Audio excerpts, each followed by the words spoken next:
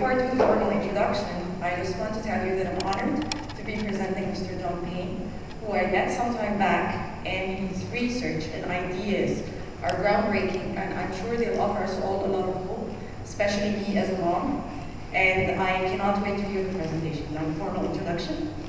Mr. John Payne is the chairman of PURELIFE Health Sciences Group and leads a team of scientific researchers who identify how the gut-brain axis affects neurological symptoms and microbiome enhancements that address gut-brain health of autism and epilepsy. Mr. John?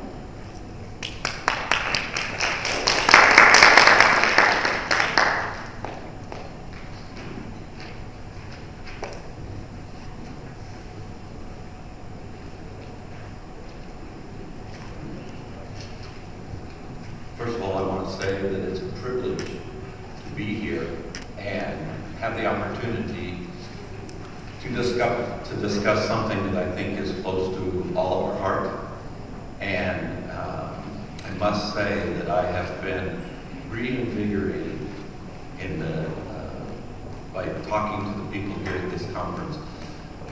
In working with parents of autistic children, it's very frustrating because it seems like many times, many of the parents have given up. They've tried everything, they're frustrated, they've used all their financial resources and energy resources, all their insurance, all that their insurance will pay, and they've essentially given up. What I've been able to learn at this conference in a short period of time was that there are many, many people who are committed to doing everything that they can to help these children and adults with some who are somewhere on the spectrum. And what I'm going to talk about today is a little bit different than what's being done. I'm a researcher, lifelong researcher, 47 years, and my team has specialized over the last 46 years in metabolic health issues, primarily type 2 diabetes, Parkinson's, Alzheimer's, and dementia, which a lot of people thought for many years were neurological health issues. They're not, they're metabolic. And I got involved in autism sort of by accident because I was speaking at the U.S. Arab Healthcare Summit in New York, and a gentleman came out of the audience after I spoke and asked to speak with me about metabolic health issues. And they were from the University of Wisconsin, and what they were trying to do was develop a blood test that would be highly accurate, that they could and that they could test a child as young as 18 months, and be highly accurate. They've not been able to do it yet, but that's what they were working on. And they asked me to talk with me about it and try to understand what they were doing and see if I could contribute and so on. I didn't agree with the direction they were going in the testing, but I did agree with them that the only real testing method that is being used in most places is the CAR scoring. It's very subjective and highly inaccurate. There are so many people that are misdiagnosed or not diagnosed that it's a shame. It's a shame. So what my goal was when I realized that there really wasn't anything being done, that I understood what was being done. There's tremendous amount of money, time, and energy has been invested in developing a drug to treat neurological symptoms. But from my work with metabolic symptoms, such as, say, type 2 diabetes, I knew that the problem wasn't in the brain or in any other part of the body. It emanated from the gut. So our research started at the gut. And this is the end result of it. I think we're going to have plenty of time for question and answer when we're done. So I'll be more than happy to do that. And if we run over time, I'll go to the back and I'll answer anybody's questions to the best of my ability. But anyway,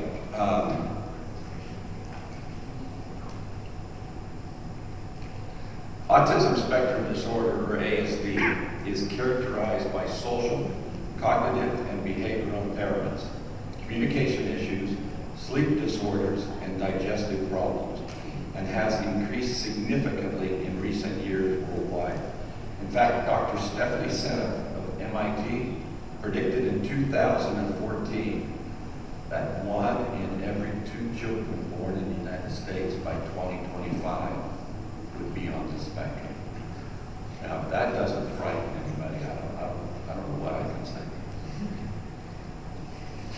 The estimated prevalence of autism in 1975 was 1 in 5,000 children. Now it is at least 1 in 36 children, with boys being disproportionately affected with an estimated 4-to-1 male-to-female ratio. Genetic susceptibility factors and environmental influences, or both, have contributed to the tenfold increase over the last 4 decades. Autism occurs in all racial, ethnic, and social economic groups. It affects tens of millions of individuals worldwide and costs millions of US dollars to support an affected individual during his or her lifespan. The largest autism group in the United States is called Autism Speaks, and they published a report last year that stated, that it costs approximately $250,000 per year in the first 4 years of diagnosis of autism in a child. The cost, not including the human cost to the child and the family, but the financial cost is exorbitant.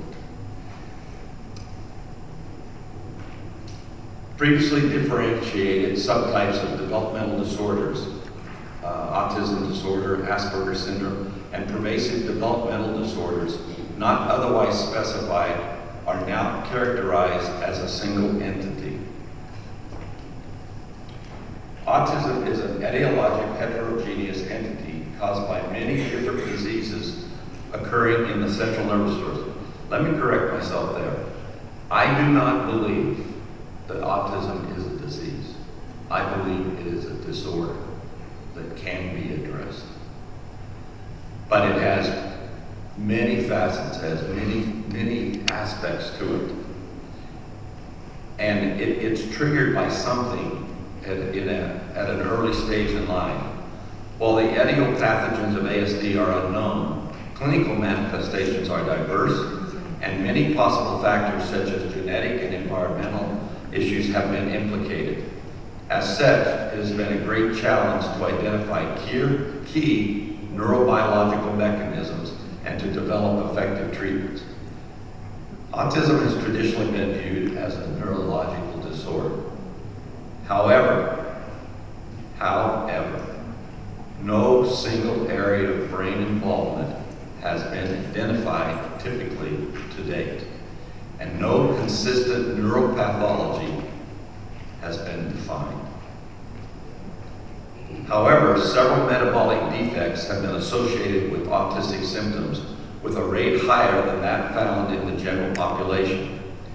Inborn errors of metabolism can probably account for less than 5% of all autistic individuals. Early diagnosis of the metabolic disorders and proper therapeutic intervention significantly improve the long-term cognitive and behavioral outcomes. There are 3 metabolic impairments associated with ASD: methylation, transsulfuration, and mitochondrial function. In every autistic child or adult that we've tested, they had a degradation, an identifiable degradation of the mitochondria. The mitochondria is the energy plant of every cell in our body. It has to function properly for your metabolic system to work properly. Our goal is to have people gain a greater awareness of and a deeper understanding of the need to navigate these complex metabolic pathways in people with ASD. Because mitochondria are concentrated at neuronal synapses, mitochondrial dysfunction can directly affect neurological function. The treatment of metabolic impairments are diet and lifestyle.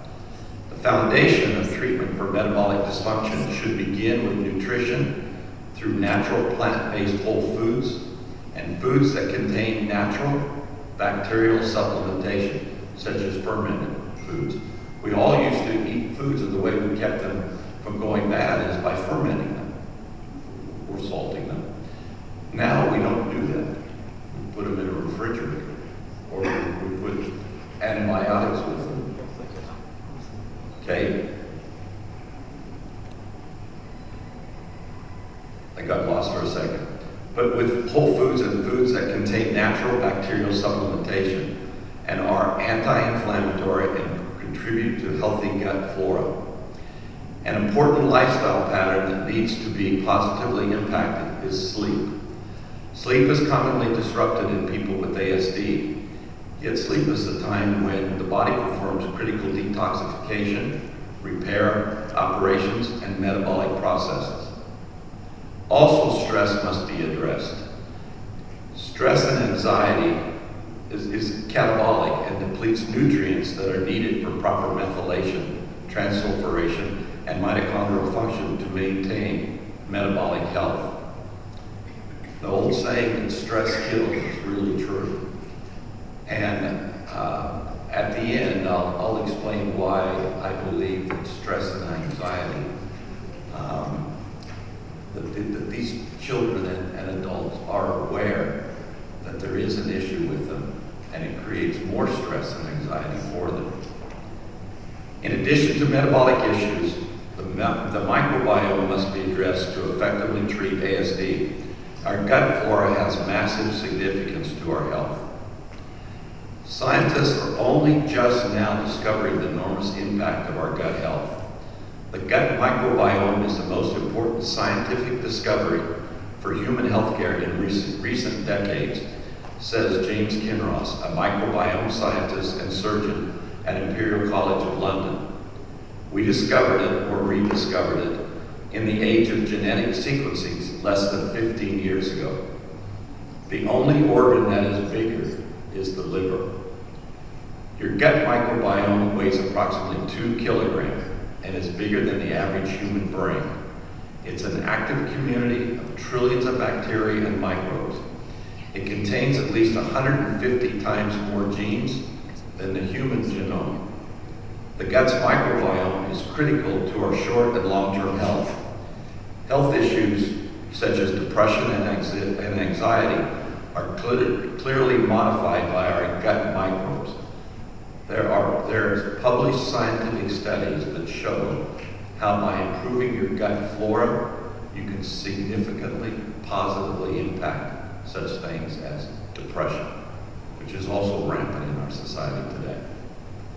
Studies suggest having a diverse population of gut microbes is directly associated with better health, according to Professor Jack Gilbert, an award-winning microbiome scientist and author at the University of California, San Diego.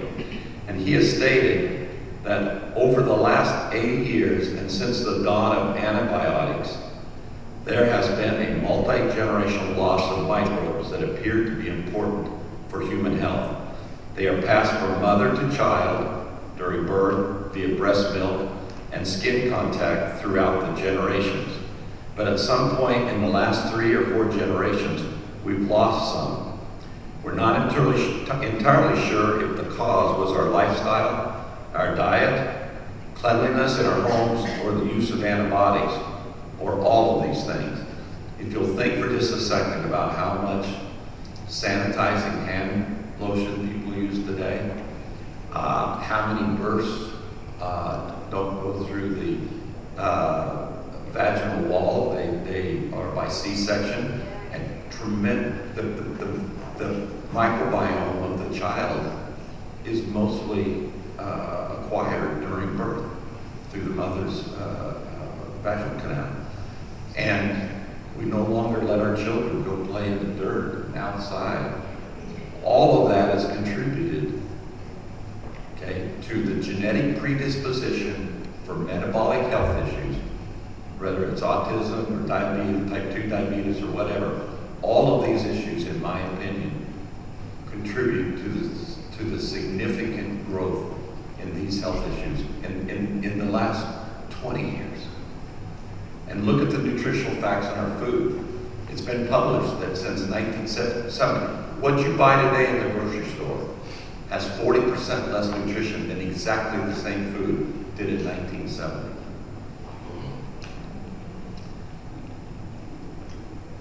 I believe it's all of those things that contribute to the increase in metabolic health issues, and it's specifically autism.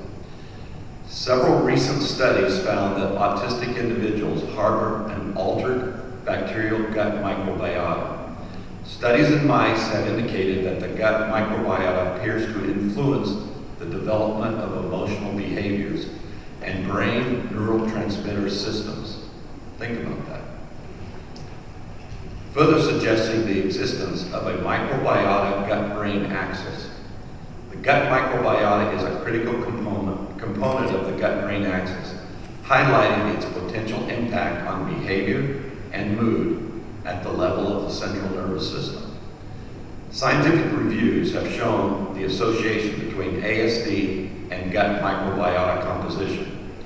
Individuals with ASD had a lower abundance of specific beneficial bacteria and a higher abundance of less beneficial bacteria or harmful bacteria. And there were important differences between the microbiota of children with ASD and typically developing children. A 2021 study has demonstrated that autism spectrum disorder is related to changes in the gut microbiome. The findings are published in End Systems, an open access journal of the American Society for Microbiology.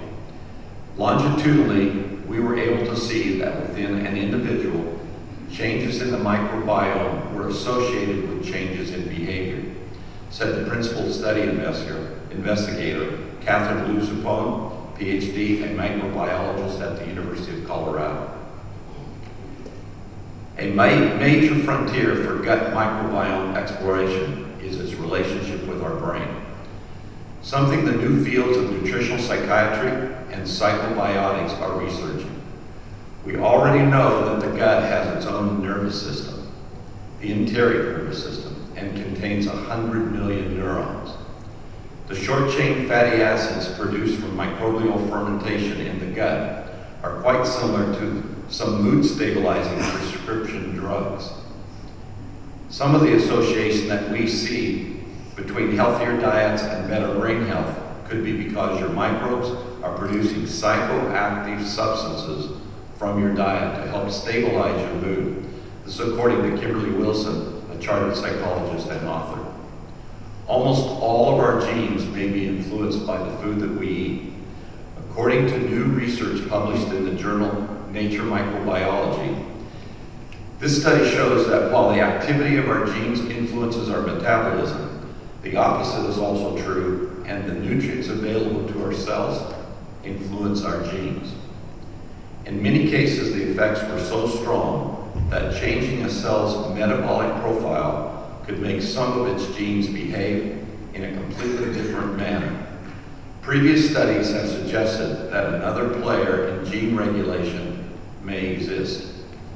The metabolic network, the biochemical reaction that occurs within an organism. These reactions mainly depend on the nutrients a cell has available to it, the sugars, amino acids, fatty acids, and vitamins that are derived from the food that we consume. Now, I spoke briefly about the study that, or the work that's being done at the University of Wisconsin to try to develop a blood test to identify autism at a very early age and accurately. They've not been able to do it yet, but they're still working on it. But my research people believe that the amino acid profile in an autistic child is significantly different than that of a neuronormal child. And this area, we're continuing our research significantly. But remember, our cells function based on what they derive from the nutrition that we consume. Major metabolism plays a more dynamic role in the cells than previously thought. Nearly all of the cell's genes are influenced by changes to the nutrients that they have access to. In fact, in many cases, the effects were so strong that again, changing a cell's metabolic profile could make some of its genes behave in a completely different manner. In light of the limited success of a purely neurological approach to treating autism spectrum disorder, a new paradigm is emerging. What was once viewed as a brain disorder is now viewed as a multi-symptom disorder with predictable patterns of psychological and biochemical dysfunction. Recent research shows that the gut and the brain are connected through the central nervous system and establishes how they communicate. Experts say improving the gut-brain relationship could help improve neural health. Recent neuroscience studies have found that the biological makeup of the gut flora contribute to most of the characteristic symptoms.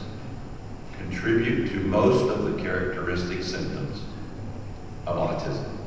Specifically, they suggest that the pathway between gut bacteria and the central nervous system can affect social behaviors.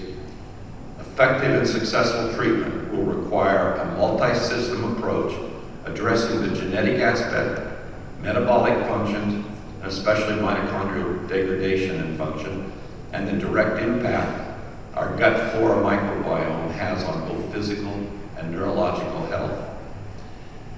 Now, there's been 2 studies that have been done in the United States that have indicated that there is an effective method to treat the symptoms of a non-drug method to treat the symptoms of ASD. And there is evidence that indicates specific dietary protocols positively affect the gut-brain axis and key elements of ASD, such as metabolic dysfunction and gut flora. And they suggest significant improvements can be achieved in the area of cognition, social communication, aggravated behavior, digestive issues, inflammation, because every autistic individual has at least a low-level chronic inflammation, mitochondrial function, insulin signaling, and glucose metabolism in the brain, which is a new area. There's been a new study published that shows how this affects behavioral issues. GABA neurotransmission, every autistic child and adult that I'm aware of has sleep pattern issues. A majority of them have sleep pattern issues. And by improving GABA neurotransmission, which the body produces, we improve their sleep pattern. Now, before we go to the next issue, I expressed earlier that I had quite a bit of frustration with the fact that many parents have reached this level of frustration that they've essentially given up in many cases. But I want to say that science is always coming up with something new. And sometimes the best medicine is not necessarily a chemical medicine. Sometimes there's many things we can do for ourselves that were being done in the past. And because I reached a level of frustration working with these parents of autistic kids where I felt like they had basically given up and weren't exploring new ways to help their child, although I don't know how you can do this. At this conference yesterday, I felt the need to express to you why I made the commitment for myself and my organization to devote all of our resources to finding something that will benefit the people who are on the spectrum. And here's how I got involved. About a year and a half ago, I was asked to speak at a group of autistic parents. And before I came to speak, there was a mother that wanted to speak to me one-on-one to ask some specific questions that she didn't want to ask in front of the group. And so I agreed to come early and meet with her. When she came in, we sat down to start talking. She had her autistic son with her. Now this child was on the far end of the spectrum. This child was 13 years of age and looked like he was settled. That would not have been my guess. The only thing this child would eat was French fries. He was already having teeth and gum problems for his time. This was all they could get this child to eat. So we sit down and we start talking, and this child started moving around the room, and the room we're in, quite large, bigger than this room itself. And this child started making barking-like noises, very loud, and running around the room and jumping into the wastebaskets, the trash cans that they had in various places all around the room. And the mother said to him several times, I'll call him Danny just for privacy purposes, you know, Danny, can you come sit beside me and be quiet while we're talking, please? Danny never responded. He just kept making the noises very loudly and finding one wastebasket after another, and jumping inside and then knocking them over, and then going to the next one. Well, one of the other people that was there also tried, said, Danny, will you please come and sit down beside me? So Mr. Payne and your mother can have a conversation. Danny wouldn't do that. He just kept the same behavior, kept doing the same thing. So I thought to myself, well, maybe a man's voice a little stronger, a little louder, maybe I could get his attention. And so I said, Danny, will you please come and sit down beside us and let us continue our conversation? Danny didn't do that. He just kept up the same behavior. Now, I don't know why I said what I said next, because it wasn't planned. It was something that it's time to stop. I'll go quickly. Okay.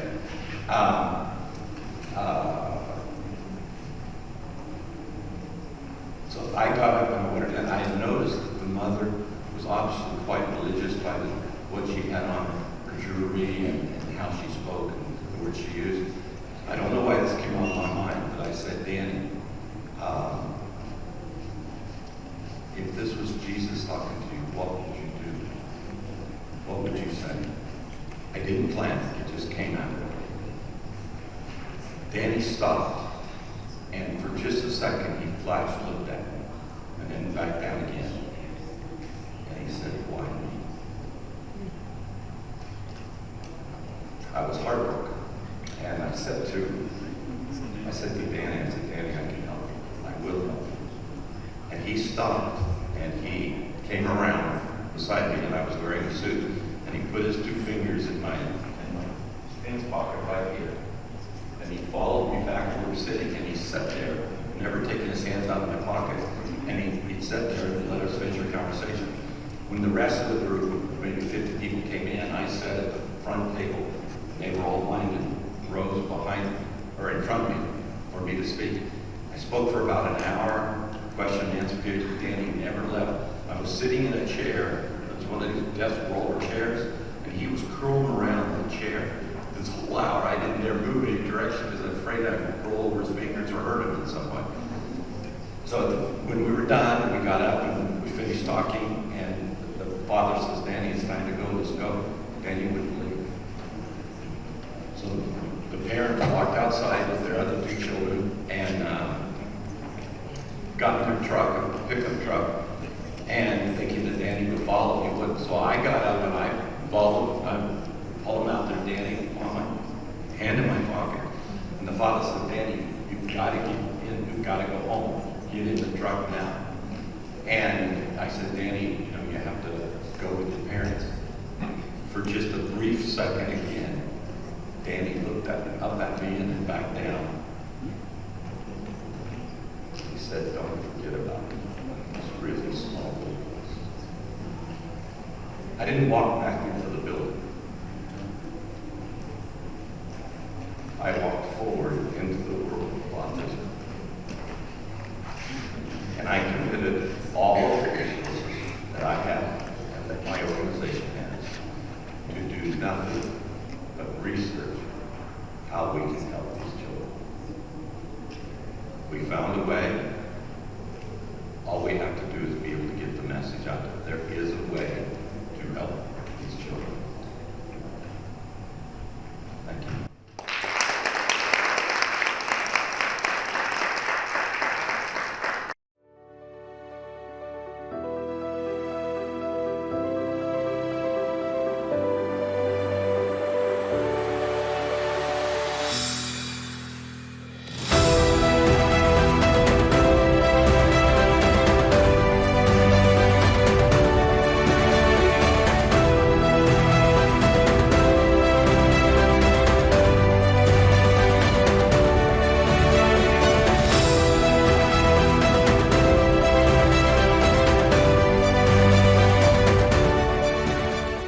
everyone.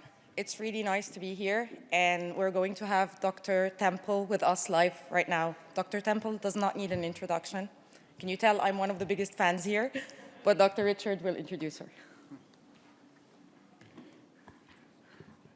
No, it's my great pleasure and privilege to introduce Dr. Temple Grandin. Dr. Grandin is an American academician, animal behaviorist, and internationally renowned spokesperson for autism spectrum disorder. Dr. Grandin is one of the first autistic people to demonstrate the insights that she has gained from her personal experience of autism.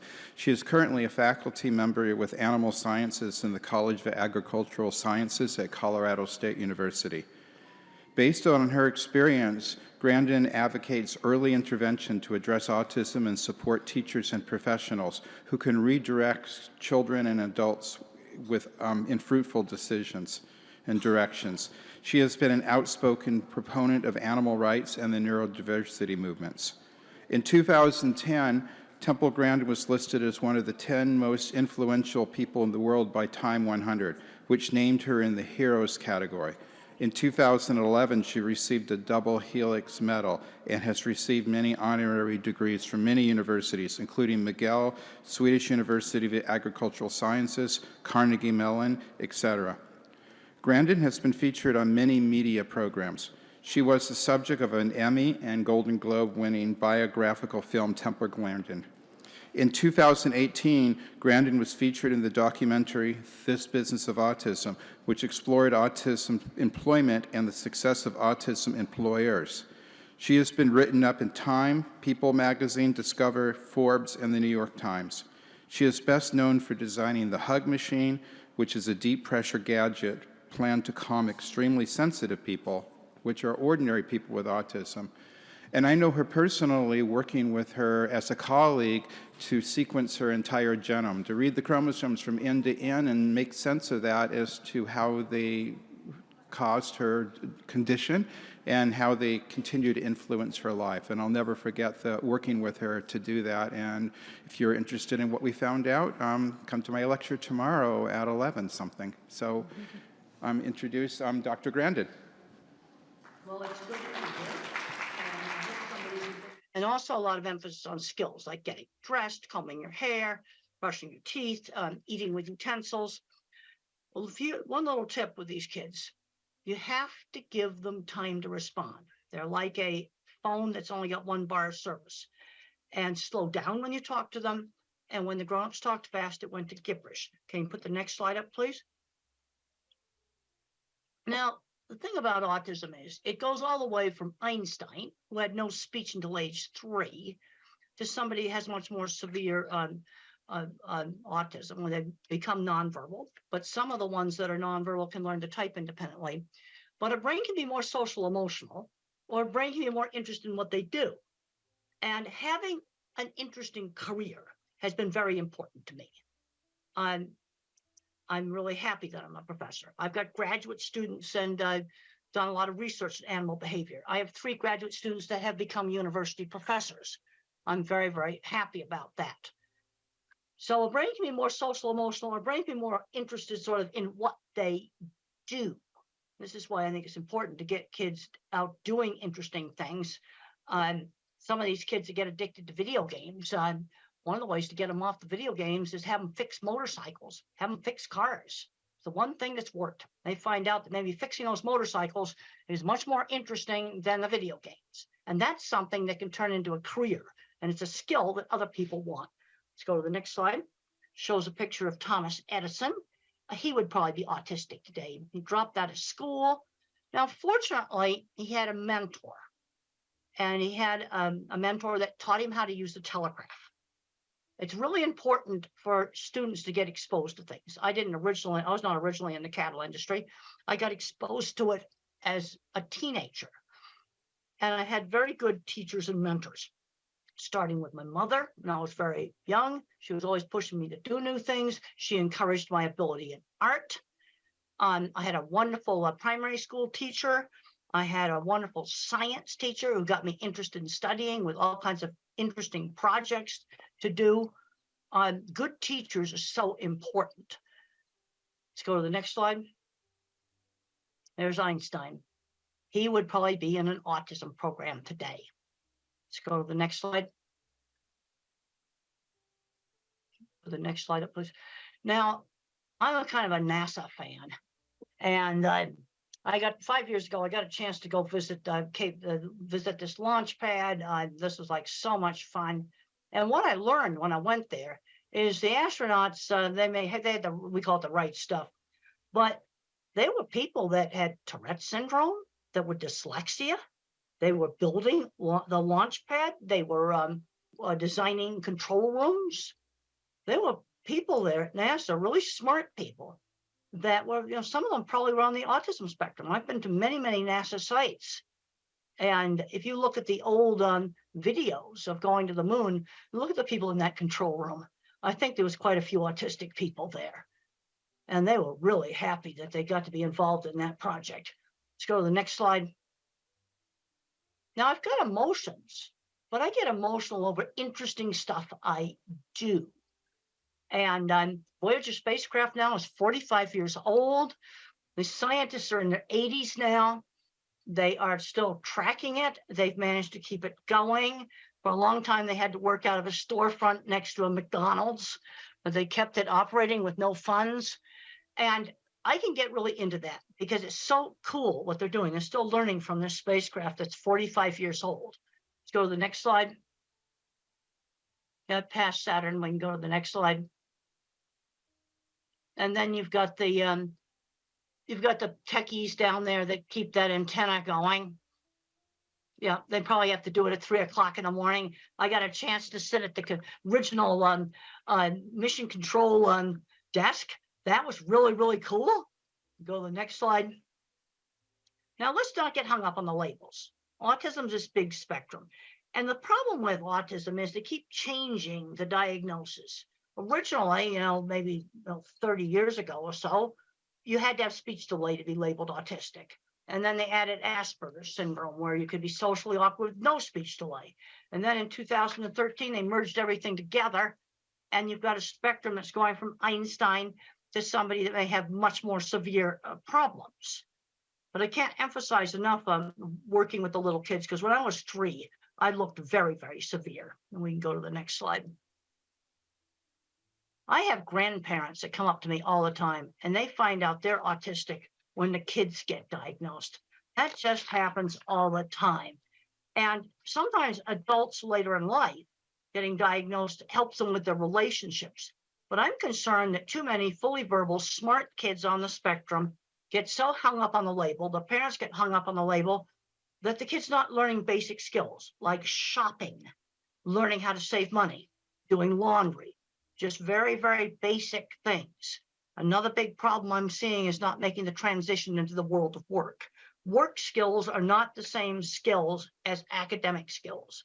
We need to start children when they're 11 years old, maybe volunteering at a fruit stand or something like that, where they learn how to work for somebody outside the family on a schedule. Let's go to the next slide. And that's me having a real fun time at the vehicle assembly building. We'll show another slide.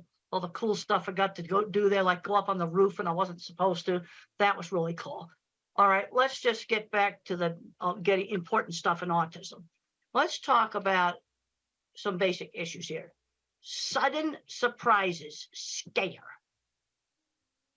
Okay, let's say a child's going to go to a new school.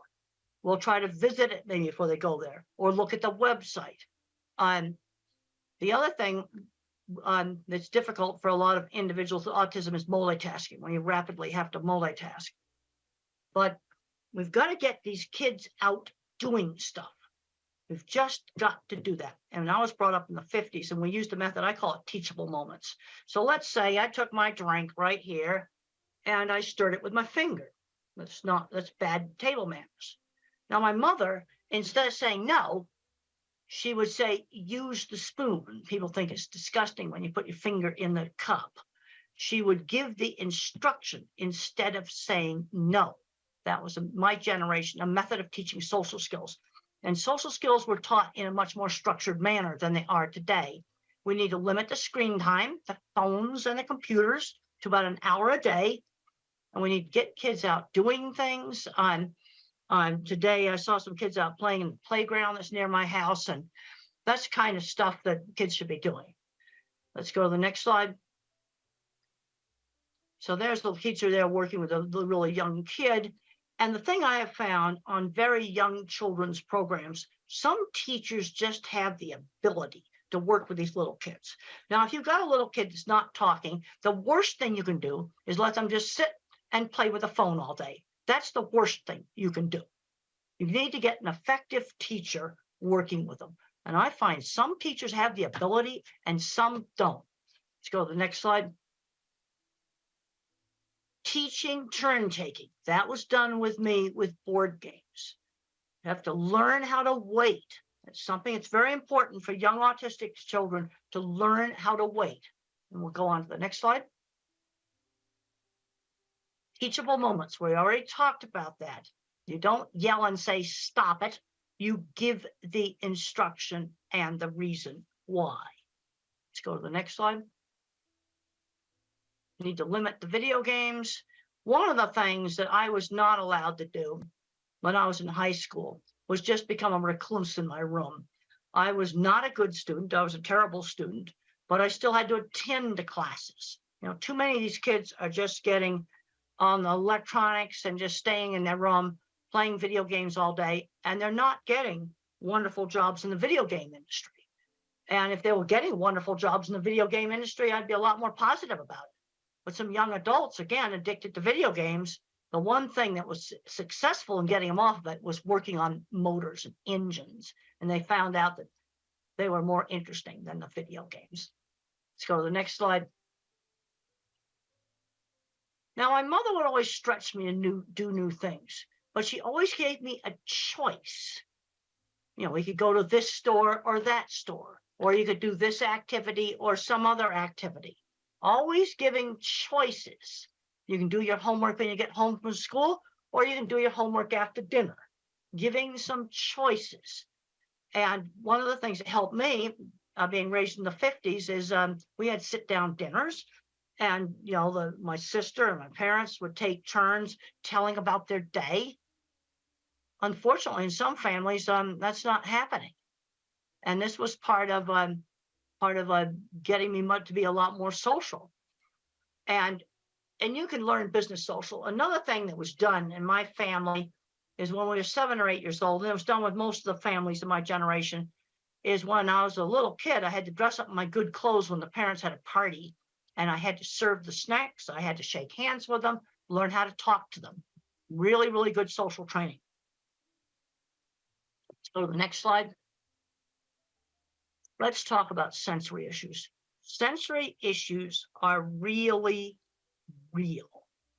And loud sounds like a school bell or a hairdryer or maybe a vacuum cleaner would hurt my ears. Now, one of the ways to help a child to tolerate these sounds is to let the child play with the vacuum cleaner, where they turn it on. They turn the hairdryer on. And when the child turns the dreaded noisy thing on, they often get to where they can tolerate it better because they are controlling it. Now, there's some kids wearing headphones all the time. And the problem is, if you wear headphones all the time, and that's on the next slide, the sound sensitivity may get worse. So what you want to do is have them with you. You can have them in your backpack. So they're with you. They give you control. You've got them with you. But then you try not to wear them. Because I've heard stories where they were wearing headphones all the time and the child got so sensitive, he couldn't tolerate quiet conversation at the dining room table. But sensory problems really are real. Sensory integration methods can be helpful. There's a paper you can look up online that's called Environmental Enrichment is an Effective Treatment for Autism. And it's a method where you stimulate 2 senses at the same time. Maybe touch a warm coffee cup and then smell some aromatherapy. So you're stimulating 2 senses at the same time. And the title of the paper is Environmental Enrichment, an Effective Treatment for Autism. Now, let's say we have a nonverbal older child or adult and problems with maybe destructive behavior or hitting. The first thing with somebody who cannot speak is give them a way to communicate. Not being able to communicate is totally frustrating. Also, you have to rule out, do they have a painful medical problem that they can't tell you about? That's the first thing you need to make sure they don't have acid reflux. I had acid reflux last night because I ate some hot sauce I wish I hadn't eaten. And my stomach was hurting last night. But the sensory overload, if they have a meltdown or outburst in a busy, noisy store, that is probably sensory overload. But we've also got to give them a way to communicate. That is just super, super important. There's a next slide just shows that sensory symptoms are part of the neurobiology of autism. Now, when I was a little kid, they tested me for two things, deafness and epilepsy. Now, I could pass the deafness test, but the problem is my ability to hear auditory details impaired. Like if the grown-ups talk fast, it was when adults talked fast, it's like, blah, blah, blah, blah, blah, blah, blah. That's what it sounded like, because I didn't hear the hard consonant sounds. Like if someone said the word cat and they said it fast, I would hear ah. So my speech teacher would say cat ta, or she'd hold up a cup and she'd say cup pa, and she switched back and forth between saying cup and cup pa. Because if people talked fast, then all I heard were the vowel sounds. Stretch out and enunciate the consonants, and sometimes hearing would kind of cut in and out like a bad mobile phone connection. There's kind of three ways that the brain can have a problem with language. Not hearing the auditory detail, where I'm hearing gibberish, trouble with getting my speech out, expressive. And then the next slide, I talk about echolalic children. And echolalic children, they have good speech and they will recite an entire movie script. But the problem is they don't know what the movie script means. That's the problem. So in Life Animated, what these parents did is this child had memorized Disney movie, and they picked out phrases in the movie that could be used in real life. And then their son started to figure out that words had meaning. So an echolalic kid, you've got to teach them that all this language they're yakking out has meaning. So there's kind of three ways the brain can be messed up. The next slide talks about attention shifting slowness. Now, if I was a computer, I've got a very, very small, I'm an Intel 286. I mean, if you're a computer geek, that's the first chip. But I have huge memory. Attention shifting slowness. This is why you have to give the child time to respond. The next slide shows attention shifting slowness. It's an old Ami Klin slide, and look at how the normal person's looking at the eyes. But the other more important thing in this slide is look at how many times the normal person looked back and forth compared to the autistic person who's trying to lip read. Tension shifting slowness. All right, now let's look at things where this could cause a problem at work. I want to see these kids get employed, and I want to avoid the jobs such as rapid multitasking at a McDonald's takeout window. That would be a very bad job. Another problem is I don't have any working memory.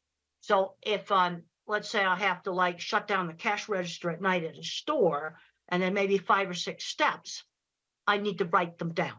I need to write the steps down like a pilot's checklist. Long yakety-yak strings of verbal information do not work with me. Let me make a pilot's checklist.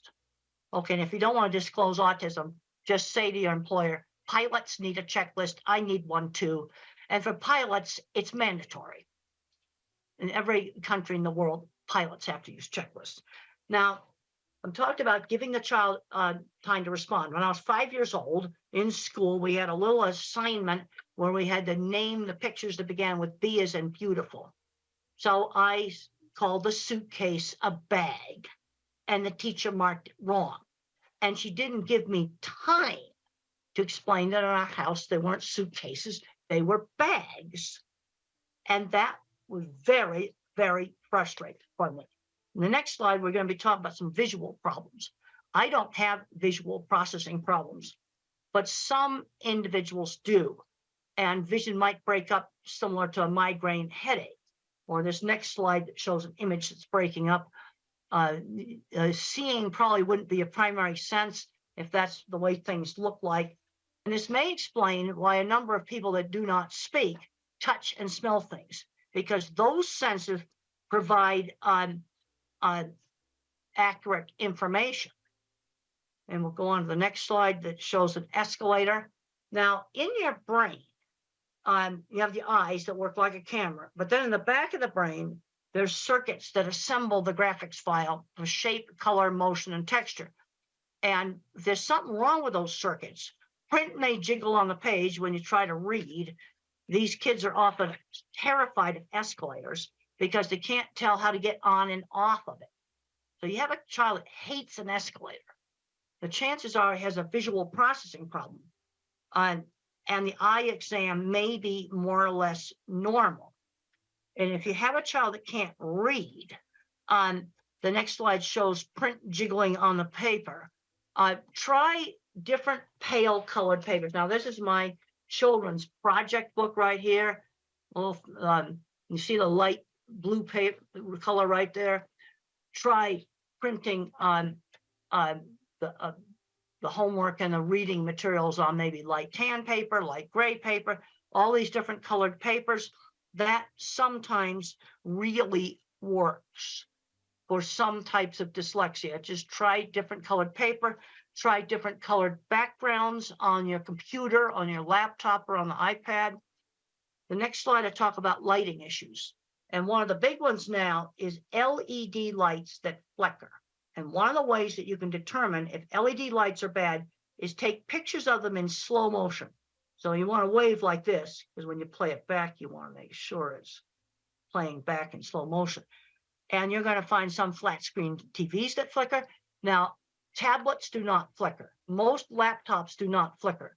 But there's going to be some flat screen TV computer monitors that are bad. And this does not affect all people with autism. But I'm going to say about 10 or 20% may have a problem with seeing flicker of LED lights or on TVs and computer monitors. So what do you do if you have that problem? You go buy a lamp and you find an LED light that does not flicker and you put it next to the desk. And you can buy cheap ones that don't flicker. But this is something that's a real problem. And when I get asked about designing a school or a home for people with autism, I want to make sure we have LED lights that do not flicker. I just learned from a technical specialist that if a TV flickers, it has to do with the internet connection. But this kind of stuff needs to be fixed, and you can just test it with slow motion video. The next slide just talks about some more severe sensory issues. In noisy environments, I am not able to hear because of all the background noise. Cannot hear. And I also cannot follow very rapid chit-chat conversations where people get very social, chit-chatting back and forth very rapidly. I get bored with that. And there's questions coming up about masking. Some of that stuff's just too hard for me to do. But you can always do some business social. Shake hands with people. There are some individuals that need breaks, but sensory problems are real. Let's go on to the next slide. The next slide talks about this environmental enrichment program, where you use inexpensive, cheap things to stimulate two senses at the same time. You're always changing the things that you stimulate, and it's an adjunct or an add-on to other types of therapy. Now, the next slide shows some really wonderful books for that have been written by non-speaking autistics. Now, I really like How Can I Talk My Lips Don't Move by Tito. I had a chance to meet Tito, and he came into a library, and he was flapping and everything. And I wanted to see, I tested him with a really, really strange picture that he had never seen before, and it had an astronaut in a spacesuit riding a horse out in the desert. And I showed that to Tito, and he types really fast, Apollo 11 on a horse. Another good book's Carly Fleischman's Arthur Fleischman's Carly's Voice. Then you got The Reason I Jump, the sequel to The Reason I Jump. I like the sequel. It's a better book. But I'll give you a little tip about the typing. Remember the problem with attention shift. Okay, like on this desktop, my keyboard's way down here. But when I type, that print appears way up here on the screen here, and the keyboard's down below where the video is. Now, many people with autism cannot make that attention shift. And that's the reason why you want to use a tablet, because the virtual keyboard, with using that virtual keyboard, the writing appears right next to the top of the keyboard. Or you're going to have to, on a laptop, put the keyboard on a box, and you need to make sure it's a monitor that does not flicker. This is really, really important. Next slide just shows some brain scans. And the point I want to get across right there, different parts of the brain get turned on when you do different things, like seeing things, hearing words, thinking about things. And where there's a problem in autism is in kind of the inter-office communications. And what you tend to get is uneven skills. Like I'm really good at art and mechanical stuff. Somebody else might be really good at mathematical stuff. And we'll just show some more pretty brain scans. Next slide shows, oh, that's my skull. Let's show the next slide. That's the microbiome. And you see the little tiny hairs there. Those are axon tails, and they form great big inter-office communication cables between different parts of the brain. And then I can show you a slide without my ugly skull. And that the connectome is much prettier when it's by itself. The next slide shows the circuit in the brain for speak what you see. Now there's the normal control right there, and I'll show you mine. The next slide, that's my speak what you see. And I have all these extra branches for visual thinking, but I have less fibers for speech. So that might explain why I had trouble getting my speech out. But when I had speech therapy, it increases the bandwidth on the fibers that are still left. And the next slide just shows that. But this is where the therapy made a difference, because I had trouble getting my speech out. Let's go to the next slide. Now, for speak what I hear, I am definitely not an auditory person. I am definitely a visual person. And we'll go on to the next slide. And I want to talk about the importance of developing strengths. That's an artwork I did when I was about 6 or 7 years old. Mother always encouraged my ability in art. It's a picture of a wooden dock or deck that was by the beach. And she always encouraged my my art. And the next slide just shows a picture a young child did in 3-dimensional. Most little kids don't do that. And I would just draw the same horse's head over and over and over again. So mother would broaden my skill. Let's draw the stable. Let's draw the saddle.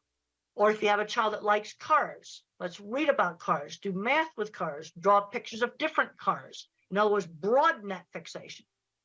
Broaden the fixation, especially if it's something like cars, that can turn into a career. The next slide just talks about the art ability being encouraged.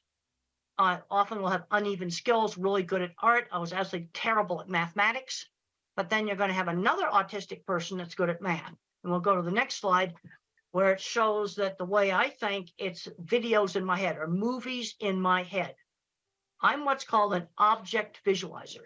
And in my new book, Visual Thinking, The Hidden Gifts of People Who Think in Pictures, Patterns, and Abstractions, I discuss 3 different kinds of thinking that you can have in autism. Most people are mixtures of the different kinds of thinking. But in autism, you might get an extreme object visualizer. That's me. And the HBO movie shows how I think. My kind of mind's good at art, mechanical things, photography, working with animals, absolutely terrible in mathematics. And then you have the next kind of mind is the visual, spatial, mathematical mind. And the mathematical mind thinks in patterns. And then you have people that think in words. And it's important to, kind of know how the child thinks. That just shows eclipse shadows where the eclipse, the trees made little tiny eclipses like a pinhole camera. That happened on our campus. I noticed detail. I watched a whole bunch of students just walk over that. They just didn't notice it. But I noticed visual detail. The next slide shows two things that can bother cattle, like seeing a car through the fence, seeing a piece of red string, seeing a bottle there that might move. Little things that people don't notice. Also in autism, there is a better, there's some better ability to pitch discrimination. There's been a lot of research that shows that these sensory things really are real. And the next slide shows one of my cattle handling facilities.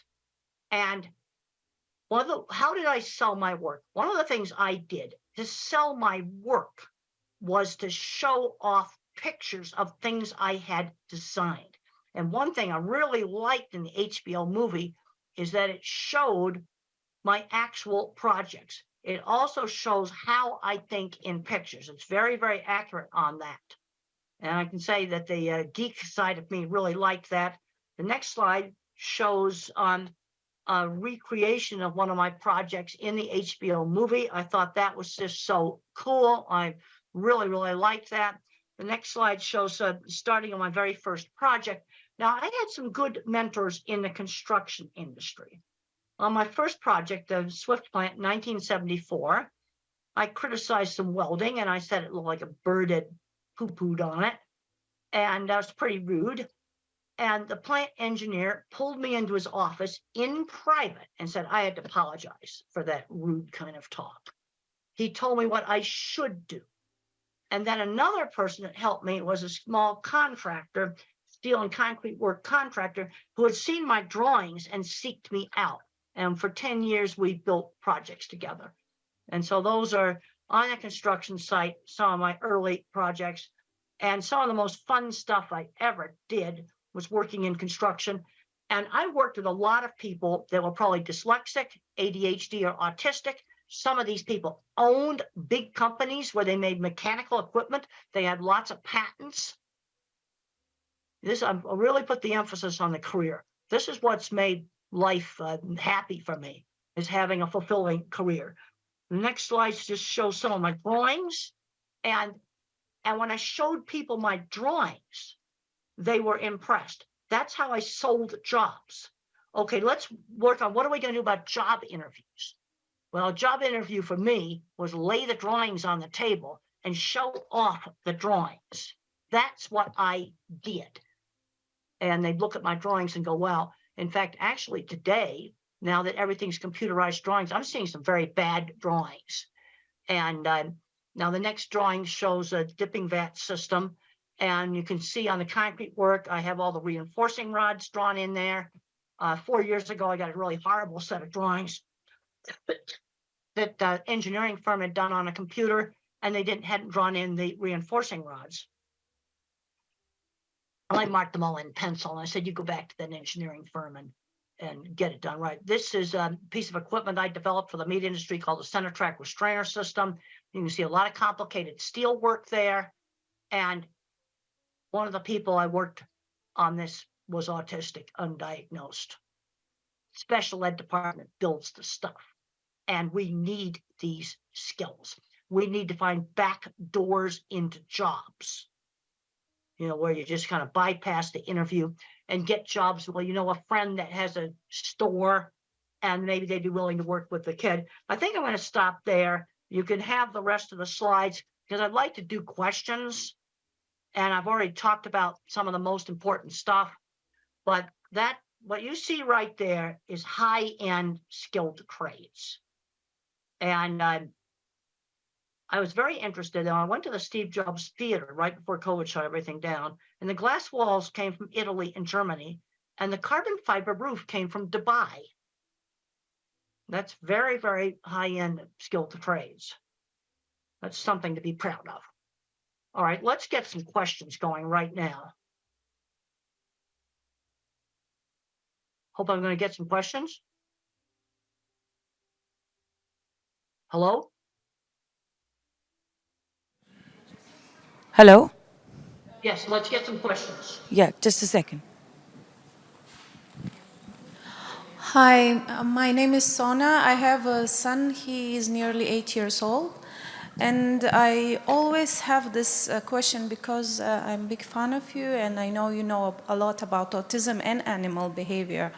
So I wanted to ask, what's the connection between visual sensory preference as my cats and my son, they both like similar toys and they have similar visual preference. Is there Now, any link? Does your son speak?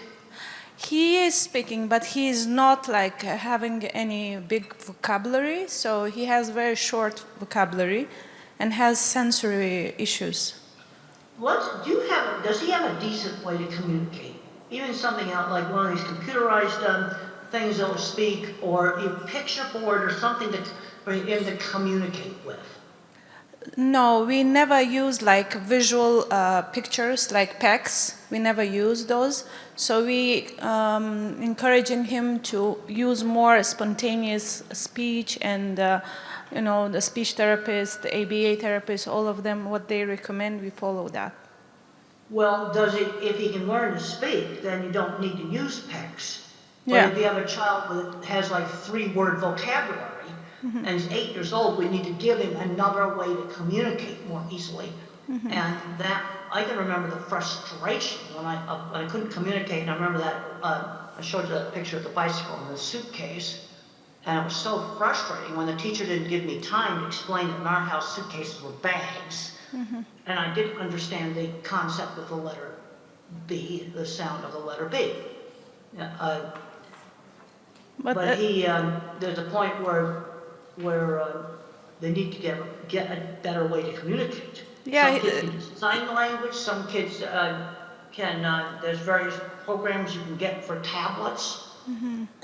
Yeah, the thing is, he started talking just before he gets 6, so it's really delayed. So that's why. But is he starting to talk? Are you getting more and more language? Yes, and more clarity. Like it takes time, like it's a step by step, but we had him from severe autism. Now he is in between low and moderate autism. Okay, so well, in the that's spectrum. good. If you're getting progress, parents always ask me about different programs. I said the most important thing is you're getting progress. Yes, now, if you're getting progress right now, then you're doing the right thing. Yes, the only problem I'm struggling is his memory and his sensory problems. That kind of restrict him to learn more and focus on tasks and academics. And he's better in maths. As you said, there are a few types of visual learners. He is more into maths and numbers rather than alphabets and reading. You see, because I said there's a visual kind of autism. That's me. Yeah. But there's also a mathematical. There are kids that are very mathematical. He is visual in maths, but he's not very visual in, he's not into reading that much, but he's better in maths, like counting and numbers. He's really good with numbers. That's good. Then you maybe can move him ahead in numbers. How is he at things like getting dressed, bathing, these kinds of things? He is very independent. Wherever I taught him, is very independent. Good. That's good. He's learning those skills. Yeah, he is even better than my other children, like neurotypical ones. So he is more independent than them, and he understands routine better than them. The only problem I have, I can't find his special skill. He really likes music, and he is very athletic. He does parkour, he does swimming, he does cycling. Well, good. He's very athletic. That's good. And see, the problem you got with autism is it's such a wide spectrum now. Let's say you take a diagnosis like dyslexia. Okay, that's problems of reading. Or ADHD, you tend to, detention. It's a much narrower diagnosis, and this is the problem we've got. We've probably got half of autistic kids that have a special skill, and there's going to be some that don't really have a special skill. Yeah, he has autism, ADHD, and dyslexia, all three, and Erlin syndrome. Well, the Erlin syndrome, have you tried the Erlin glasses? Yes, I myself, I qualified as well. I just took the course so I can keep checking on him. Yeah, we got the glasses. Well, the other thing I find that works also for people that have Erlin syndrome, I talked about the colored paper. Yeah, we do use. We do use. All of his notebooks are turquoise. Well, like I've got a tan shirt on. right now. And that would be one of the colors, the light tan like this shirt. Some people like that, and then other people, they like this light blue that's on my children's project book. Yeah. That light blue, that's the thing for him. Light blue Calms like him. my tie. Yes, You it see, calms it him. needs to be the pale colors. Yeah. Not dark blue, light blue. Yeah, I changed Light those, but black. he still have visual sensory problems.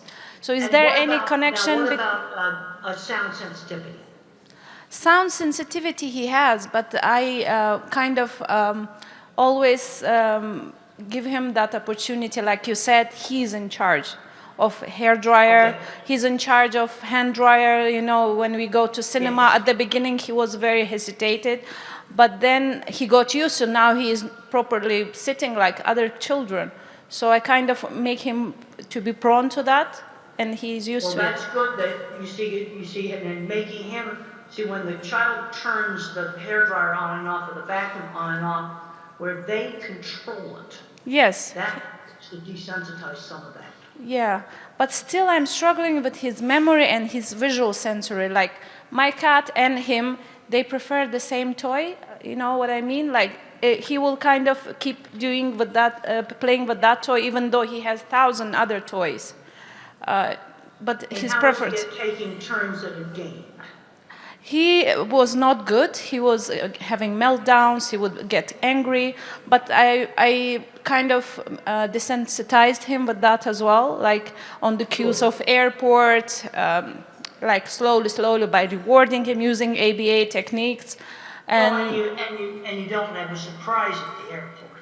You know, like you watch videos and I found that one of the things that I got afraid of them, but made them interesting. Yeah, exactly. That sports. What one parent did about the hand dryers in the bathrooms, they went to the websites of all the manufacturers of the hand dryers, and then they got interested in how they worked, and they collected all the websites of hand dryer manufacturers. No, seriously, this actually helped. Yeah. It's the same with him. Wherever we start with, like even food diet, we started with him. At the beginning, he didn't like. Now he loves healthy, clean food. He wouldn't eat rice. Before, he was addicted to all these carbs, rice. Oh, yeah, it's bad. Now he And wouldn't eat. I get worried that some of these kids with these restrictive diets are going to get the old vitamin deficiency diseases. There was a horrible case where a kid got scurvy, which is vitamin C deficiency, because the diet was so restricted. Maybe we need to get somebody else to ask a question. I want to give somebody else a turn. Yeah, sure. Thank you. Hi, good morning and nice to meet you. You made a point about people who don't speak much, they're more on touching and smelling things. And I just wanted to know how can that be helped and how can they be helped to speak better? Well, if you read, I really recommend that you read Tito's book, How Can I Talk If My Lips Don't Move? It is available in an electronic book. I checked Amazon recently, it is available. And he talks about vision being scrambled. Also, the Japanese boy in the sequel, which I think is a better book, he talks about being like a broken robot and having problems with controlling his movements. And if you have an older child or an adult that's either non-speaking or very poor speaking, I really recommend these books because it gives the inside view of their issues. And I don't have scrambled vision. I see just fine. You see, this is where autism has all these variations. But some of them get scrambled vision, and then smell and touch actually work. Those senses are giving accurate information, so then they tend to use them since they work. So the wish. Really recommend those books. I've got a PDF here. I'll just hold up that slide again of those books right there. If you have an older kid or an adult that doesn't speak, those books are going to give you so much insight. They type independently. Nobody's holding their wrist or their arm. They type completely independently, and they describe sensory scrambling. Now, I don't have this. I have sound sensitive. And then there's some, I had a student that had the problem with print jingling on the page. But see, this is where the sensory stuff is so variable. This is sensory problems a lot worse than mine is. Good morning. My question is how to teach taking turns. There is a child, 8-year-old. He struggles with taking turns. He can't wait. And while playing. That was the reason why when I was 3, we spent a big part of my therapy was learning how to wait and take turns in games. How do I teach? How do I do it? Like sometimes there's a video activity happening, and there are 3 kids. One after another, they can watch their favorite video clip for maybe 5 minutes. But he can't wait for others. Well, let's do something where it's shorter than 5 minutes, like a board game. We played a lot of Parcheesi, which is a very simple board game where you shake little cups with dice in it, and you move little wooden pieces around on the board. And I remember grabbing that cup, and Mother said, "You've got to wait for your sister to take her turn." And something where it's not 5 minutes. Let's do some turn-taking thing where it's, 1 like minute. You take a turn in Parcheesi takes 10 seconds. Okay, so I start with 10 seconds. The first activity should be very short. Well, but the thing is, my speech teacher that I had years ago, this would be like in 1950. Okay. She just knew that teaching the kids how to wait and take turns was super important. My therapy had a lot of emphasis on that.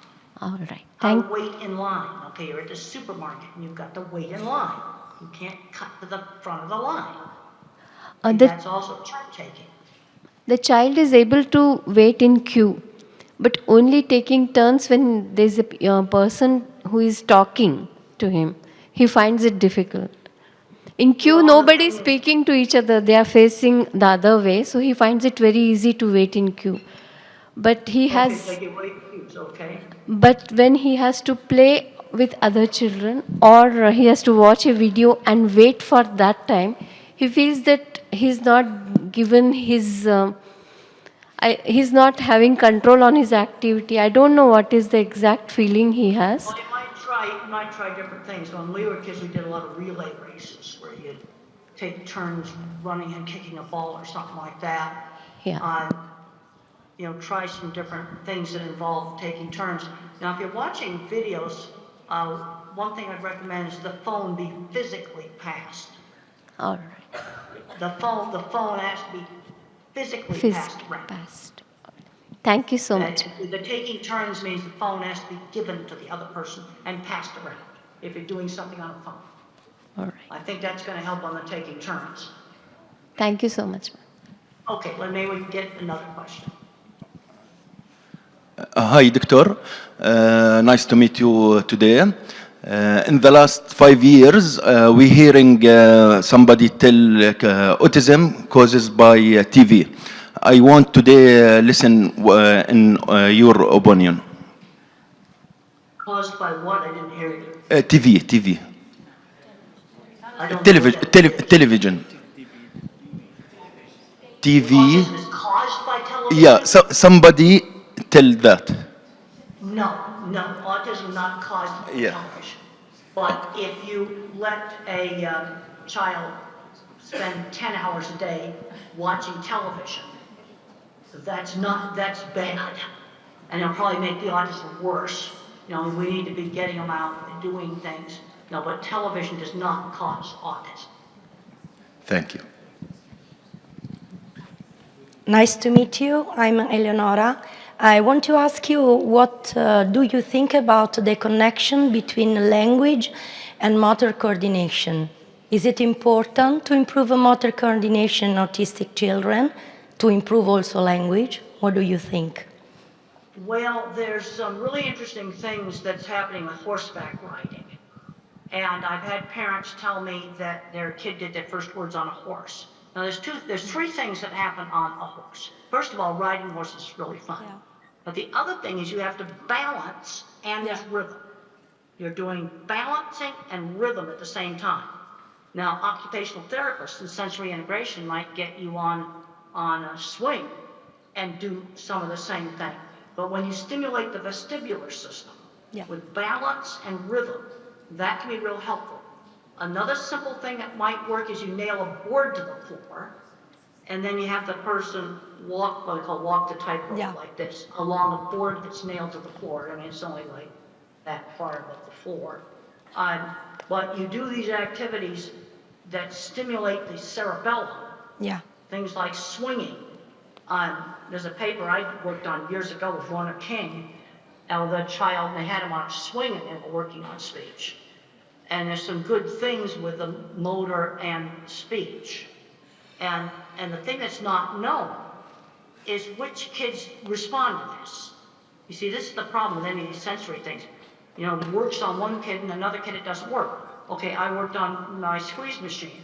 Some kids respond to deep pressure, other kids don't.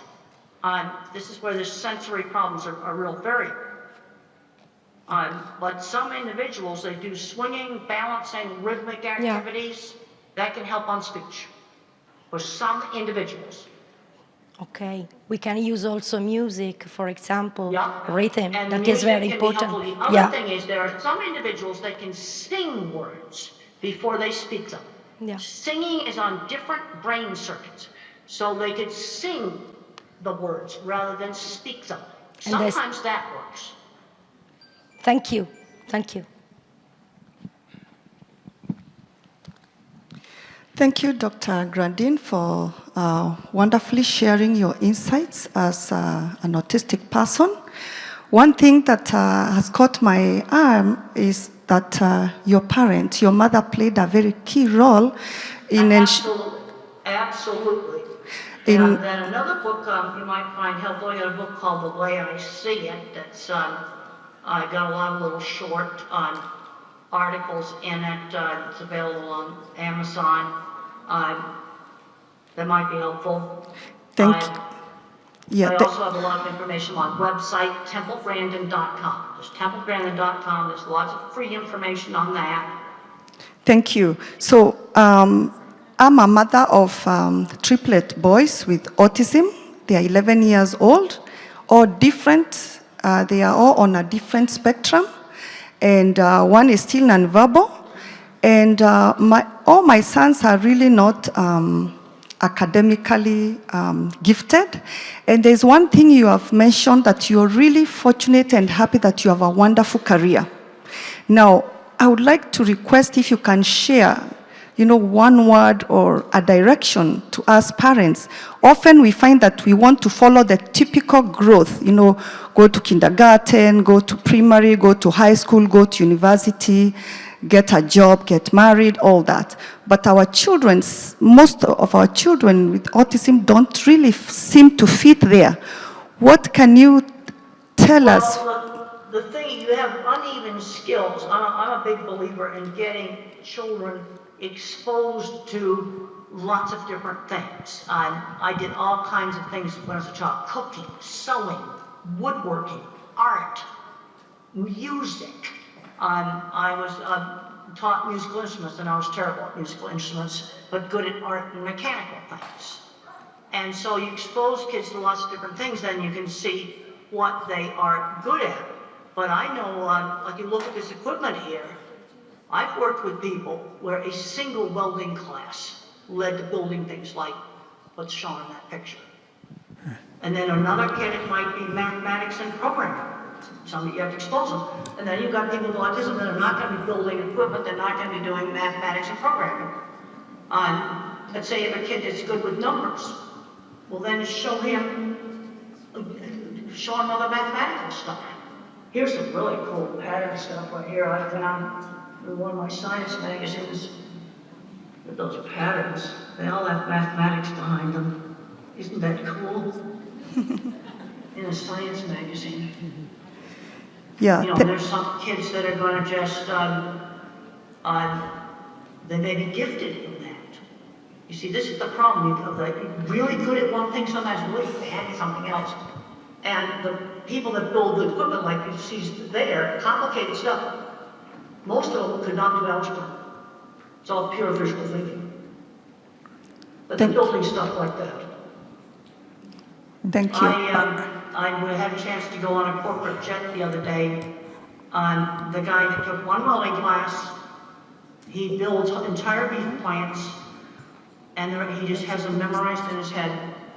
A single welding class. He's building entire beef plants. Unfortunately, Now, we're running. He's not autistic. He's not autistic. But I did work with several other people in metalworking that I'm pretty sure were autistic. We're out of time now, so we're just going to have one more question. I know that we would. One more question. Hello. Midnight or whatever, I'm going to go to bed. But I'm really glad that I was able to get up and talk to everybody. And give the videotape around to people. There's more slides in this deck. You can go ahead and give people the whole slide deck. It just wasn't time to work tonight to show all the slides. Hello, Dr. Grandin. Thank you so much for the presentation. My question is, right now I'm working as a general practitioner, but when I was a teenager, I had a distant cousin who, at that time, he was 7 years old. He has symptoms of aggressive behavior and at times, but most of the times he's a very quiet kid. He won't interact much and everything, but the aggressive behavior is the key point, like it's almost disruptive. And later on we diagnosed he has autism. But how old was he when he was doing the destructive behavior? At 7 years old. And because of that, his whole family also have a history of mental illness, like other mental illness. It's stigmatizing, it's so traumatizing for all of them, especially the boy. So how to deal with autism children with aggressive behavior? I had aggressive behavior when I was 7. There was a penalty for it. There was no television for one night. For aggressive behavior. The other thing you have to look at, what is bringing it on? Is there a problem with frustration with communication or with sensory overload? Communication. We've got to make sure he doesn't have if the child is non-speaking, then you always have to make sure you do not have a hidden painful medical issue, like maybe an ear infection, urinary tract infection, acid reflux in their stomach, a toothache, something that's hurting that they cannot tell you about. I think he had meningitis. He had meningitis. I also had problems with things like getting aggressive when I was a child was worse when I got tired. I had a pretty good sense of when she needed to just say, I need to go to my room and just calm down. But when I was 7, I was fully verbal and there were consequences for aggressive behavior. No TV for one night.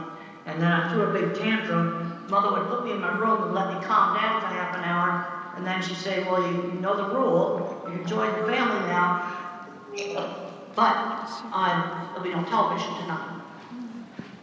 And I understood consequences, but I think there's some individuals where they may not make the connection between the tantrum they had at school and no television that night. See, this is the problem we've got with autism. We've got such a big range. Okay, I think that that was. And then you've got the autistic. You see, the people that I worked with that had the metalworking shop and all the patents, designing equipment, they would have been more than Asperger type. There would have been no speech delay. You see, this is where that Asperger type with no speech delay now has been merged in with the autism with speech delay. I had speech delay, so I was definitely not the Asperger type. And the people that worked with professionally in metalworking work would have been the Asperger type. But they had social issues. I'll never forget one of the jobs, I had to drag the guy out of the shop because before he got the plant engineer. We're out of time now. Thank you very much. Thank you for joining us. Thank you.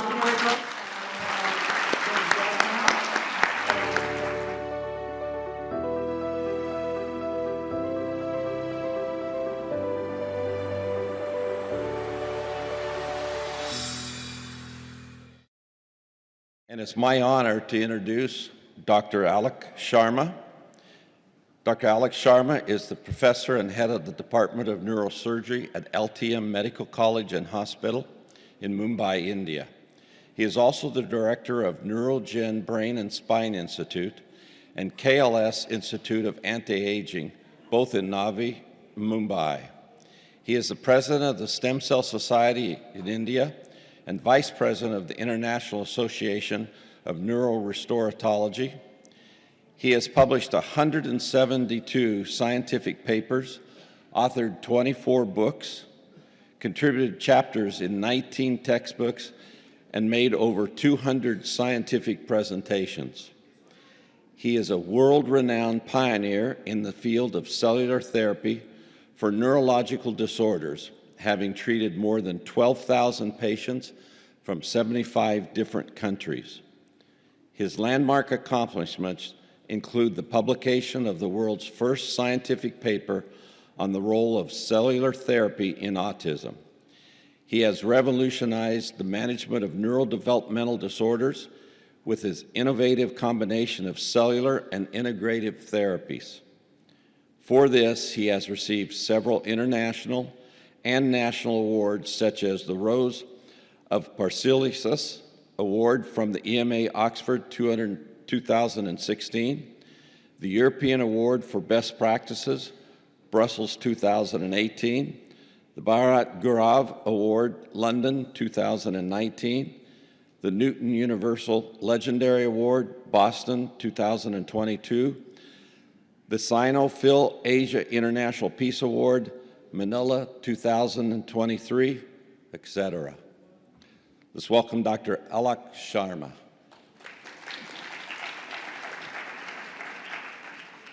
This is truly amazing. To be in Dubai, to be at this wonderful international conference for autism and neurodevelopmental disorders, but most important, to be able to give a talk immediately after Temple Grandin. What an honor. I had never thought in my life that, one day I'd be speaking after the legendary Temple Grandin.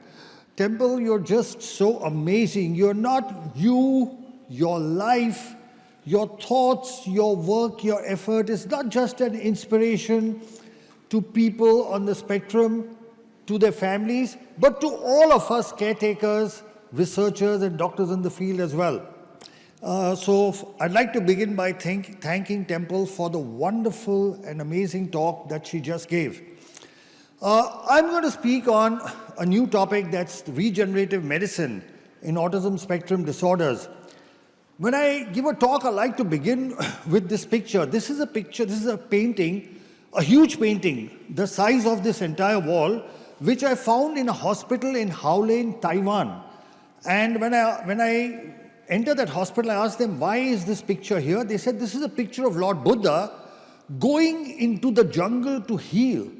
And they said the job of the physician is to reach out to people who are in suffering and heal them. So that's what we have to do, reach out and help those in need of healing. Now, if you look at the increasing prevalence of autism, it is actually unbelievable and incredible that the world has not taken notice of what's happening. You look and see in 2004, the incidence was 1 in 166. In 2023, it has become 1 in 36. At this rate, in the next 2 decades, every third child will be on the autism spectrum.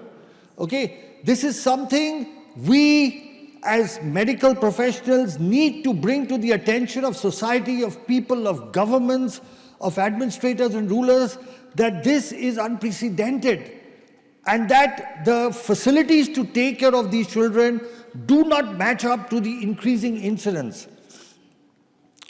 There are about 70 million kids on the planet. That's 1% of the world's population. It's like a huge percentage of people. So the current situation is that, you have a child who has some symptoms, the parents notice, you go to the doctor, therapist, get a diagnosis, and they say what you can do is therapy, you start the therapy and you're back to where you were. So what's new? What am I going to be talking in this talk that's different? First, the concept of neurodiversity. And this is what Temple spoke of, okay? That we have to see how people on the spectrum are diverse, that they are not less than, they are different, that they have uneven talents and skills.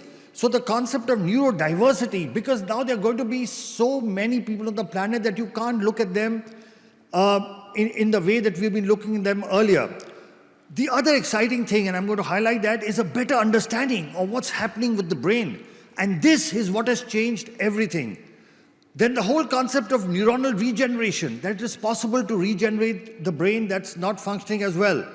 And the concept of multidisciplinary management, and of course the main base of my talk, which is cellular therapy. Now, what is new is that for the first time in medical history, we are now understanding which parts of the brain are functioning differently from neurotypical brains. And we have done scans, we've done a lot of research in this area, and you can see that list: the amygdala, the hippocampus, the parahippocampal gyrus, the cerebellum, the caudate nucleus, the mesial temporal lobes, thalamus, superior and middle temporal poles. So we've actually identified very clearly which parts of the brain are functioning less. We've also identified which parts of the brain are functioning more. Our focus so far has been on what these children can't do. What we also need to look at, which parts of their brain actually are functioning more than what neurotypical people do.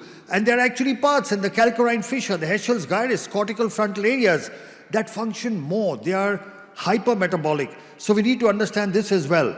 And our work has been published in a landmark paper, among the first of it's in published literature in the World Journal of Nuclear Medicine, where we've clearly highlighted which parts of the brain work less and which are working more. Now, what we found here, and this is the only thing that we need to give attention to, because Temple again keeps talking of early intervention. She keeps talking about early intervention, and I'm going to show you the scientific base of the need for early intervention. And that is this. If you look at this graphic, you will see that, you will see that the brain metabolism over the years keeps on declining.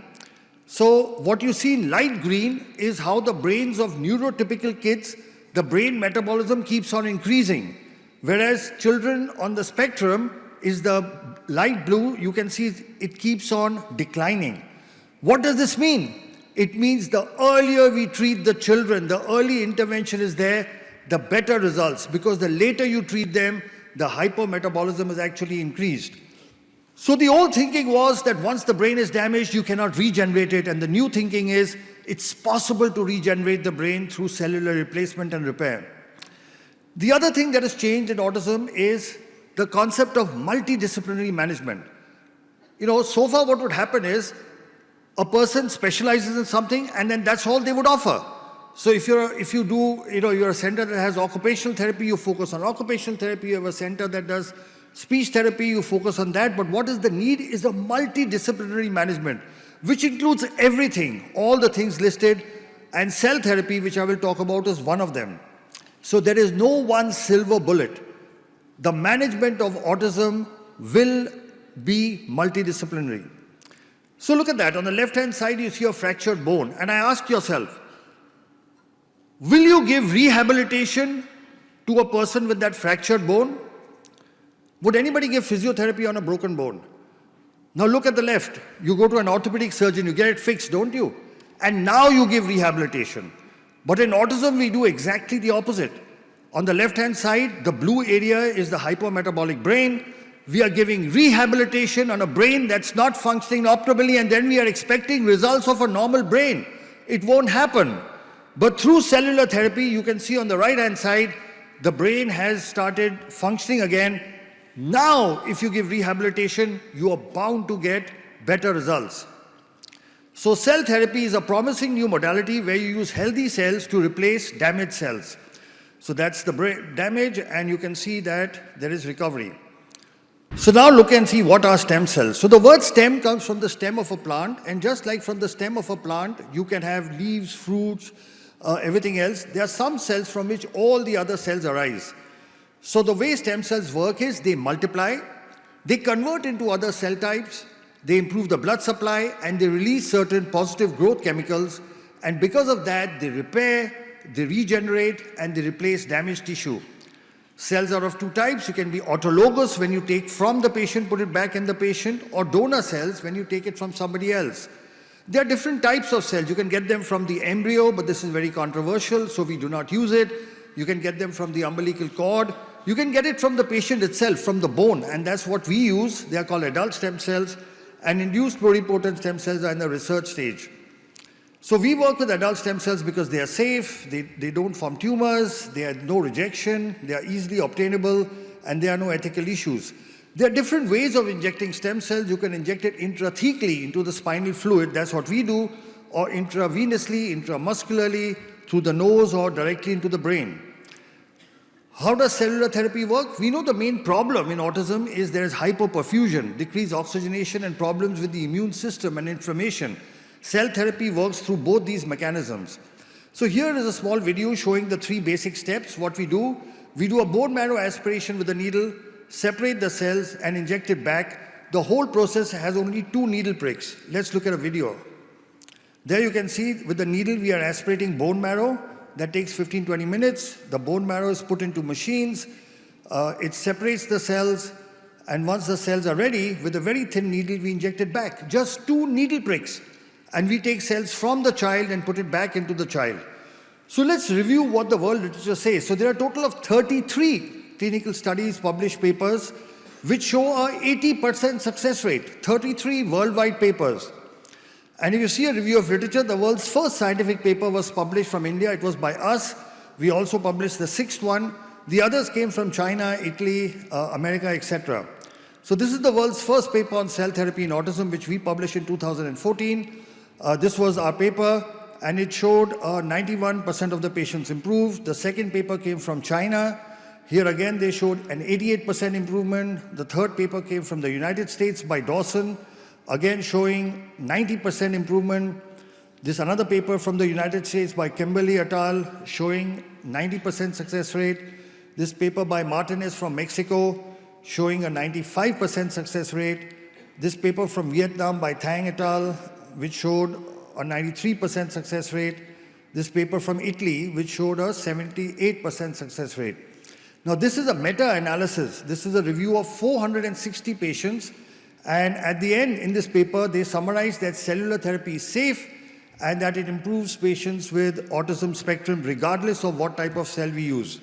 In this other systemic review by Jiangyang Q from China, they looked at 325 patients, and again they said it is safe and effective. So there is enough published worldwide literature to show the effectiveness of cellular therapy.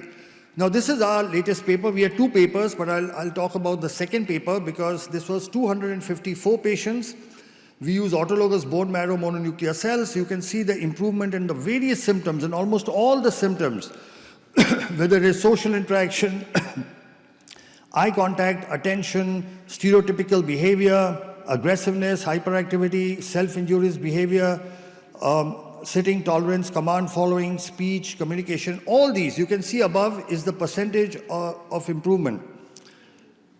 And we have scales called ICAN CARS, and you can see that there was a significant improvement, 94% and 95% in these scales. Now here's something interesting. The results depended on age. So those kids who are less than 5 years, we had a 97% success rate. Between 5 to 10, it reduced to 94. Between 10 to 15, 94 again. And 15 and above, it was 91. So the earlier we intervene, the better results we are likely to get. Here again, you can see on CARS scale, again, 98, 95, 90, 91. So you can see that age affects the outcome. Now, what was the objective proof? Because one is clinical improvement. So in our study, we actually showed objective improvement. So above, this is a PET CT scan where the blue areas are the hypometabolic areas, the areas that are functioning less than normal. So you can see above all the blue. Now this is done on a Siemens machine. Below, you see 6 months later, and you can see the hypometabolic areas are gone. So this is objective proof. I'm just showing you 1 or 2 scans, but we have almost 3,000 such scans before and after that show that the brain damage, the parts of the brain that are not functioning appropriately in autism, they can be repaired. And this is proof of that. So this is on a Siemens machine, And this is on a GE machine. Again, you can see the cerebellum, blue area, hypometabolic, and below you can see that it has improved. So on two different sets of machines, Siemens machine and General Electric machines, both show before and after improvement. We have a total of 6 scientific publications in the results of cell therapy in autism. And now international books, medical books are introducing chapters. So in this book on recent advances in autism, there is a chapter, Stem Cell Therapy in Autism Spectrum Disorders, and they've asked us to write the chapter. So we've written the chapter for this book. Now this is data, what I showed you earlier was published. This data of 1,000 patients has been sent for publication. But just to give you an outcome, this is 1,010 patients. And again, you can see more or less similar symptomatic improvements. Again, the ICAN and CAR scales, good improvement. Individual domains of ISA. And age-wise, again, you can see the same thing. Below 5 years, 89% improvement. Above 15 years, it dropped to 80%. And this is the analysis. You can see above the blue areas, the damaged areas, and below, after cell therapy, you can see that the brain has got activated. You can again see above and below. So complications. So we've had no major complications. There has been no neurological deterioration, no infection. However, one major concern is that 3% of our patients develop increased incidence of epilepsy when they already had epilepsy in the past. 10% of the patients get a spinal headache which lasts for 1 or 2 days immediately after the procedure, and there was some nausea, vomiting, local pain, etc. Now we've published this as a separate paper. People normally like to hide their adverse events. We've published a paper saying that seizures may happen as an adverse event because there is no treatment which does not have adverse events. But if you know it, you can actually manage it. So we've published this as well. Now I'll just show you a couple of videos. Just if you have little time, so yeah, we have some time. So I'll show you a couple of videos. There are 3 sets of patients from 3 continents. This is a child from America. Father was a cardiologist, mother is a nurse, and he's improved so much. Today, this kid is not only completely off the spectrum, this video is a little old, but he's topping in school and he's doing wonderfully well.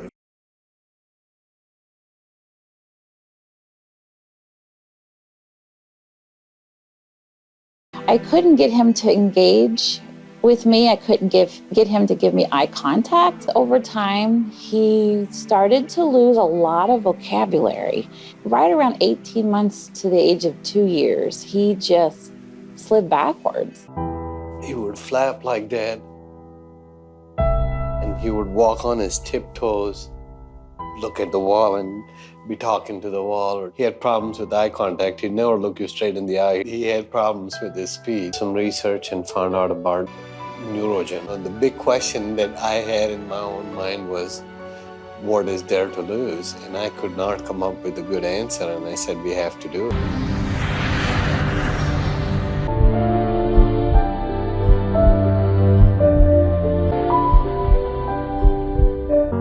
We started seeing better eye contact, definitely a difference in his engagement with us, with his sibling, his mood. He was so much calmer. Now he's all about taking his own shower. I have to just prompt him to get out, but he'll wash himself and he'll put his clothes on. Saw the PET scan images.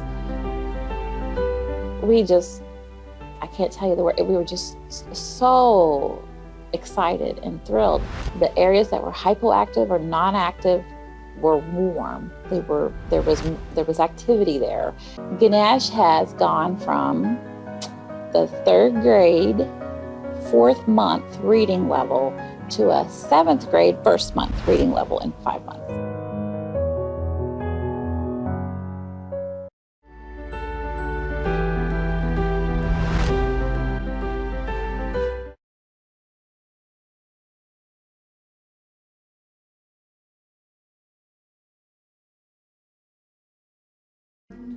And now we have Mercy over here. We went to different doctors, we went to different hospitals, and when I brought it up, they were like, oh, no, don't worry, it's because they are boys, they are triplets, they were premature. I would be walking out and I'm like, bye, and no child is crying, no child is waving back bye. And by then, for sure, I knew that they should be doing that. The children had this behavior of disappearing. In fact, Eric disappeared 3 times in the middle of the night. The biting, the spitting, the scratching. How are we going to stop this behavior? We went to see the neurologist, and in 5 minutes, he said, these children are autistic. As parents, it was very traumatizing. First of all, we didn't understand what autistic means. So I decided to really get to read a lot about autism. I remember the first time I read about stem cell. I was like, wow, this is really good. We had a lot of questions which we asked, and we got very clear answers from Dr. Sharma. The day of the stem cell itself came. Actually, I was a bit anxious, of course, but really I didn't have fear. A bit of apprehension, anxiety, of course, as a mother, but I knew they're in good hands. We put a needle in this pelvic bone and then we take out the bone marrow, which is the fluid inside the bone. The pure stem cells, once they are ready, a thin needle is inserted into the lower back. We inject the stem cells into the cerebrospinal fluid. It flows all the way up to the brain. Things that would have taken probably years to be accomplished in my sons, in like 8 months' time, we've really been able to come very far. Just with water. They used to defecate on their clothes, but now they can use the toilet. We've seen a lot of improvement in terms of spitting. The tantrums have reduced. Sleeping used to be a problem before, but at the moment, he is taken to his bed. It takes a few minutes and he is asleep. See my son's cycle. You try to make them understand what it is to pedal, and they couldn't. But after stem cell, when we arrived in Kenya the following day and we went out, and these guys could cycle.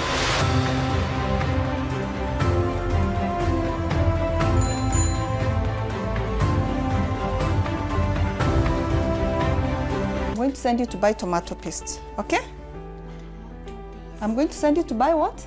Tomato paste. In the shop. Where is the shop? It's here. Okay. So I'm going to give you Money. for what? Buy tomato lollipop. I'm going to wear my shoes. That's right.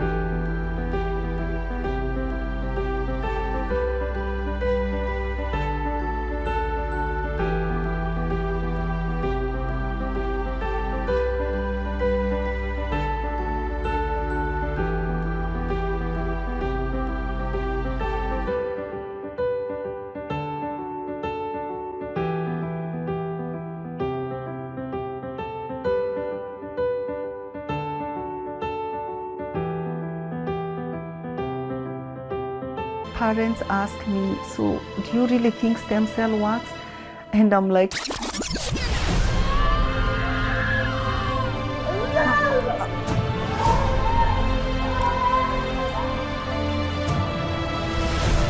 I can see changes, I can touch, I can feel, I can smell.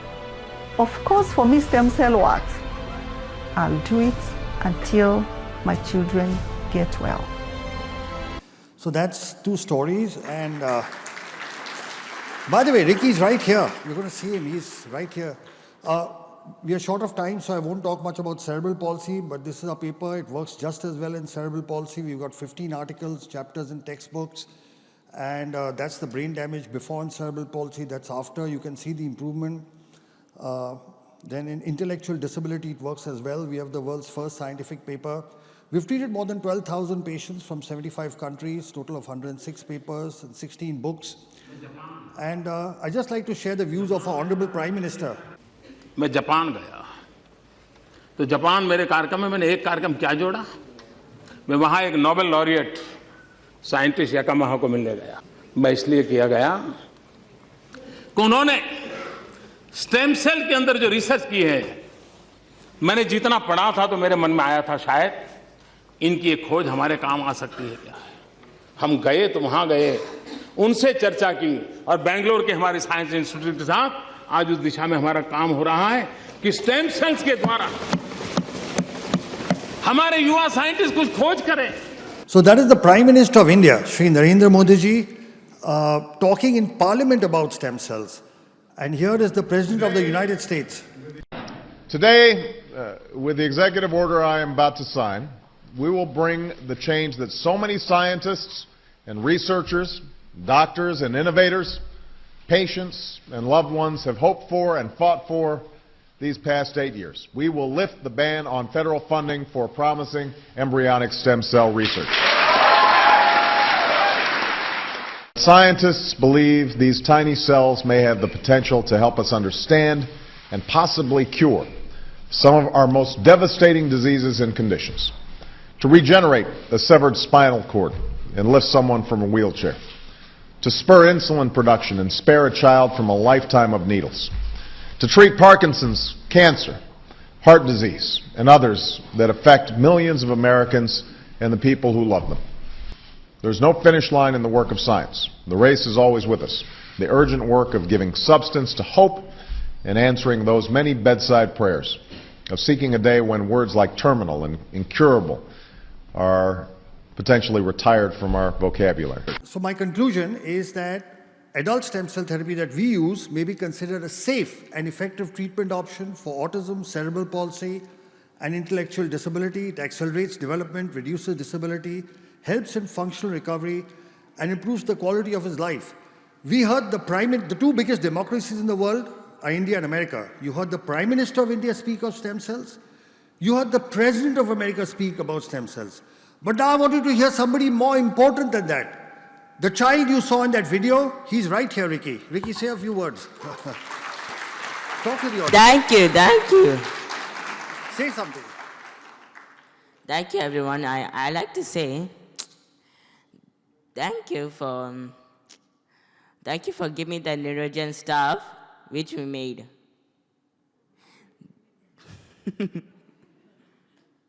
This child could not speak. This child could not go to school. Today he's standing in front of you and giving a speech. Let's give him a big hand. Thank you. Thank you, Ricky. Come. Thank you, everybody. Thank you, everybody.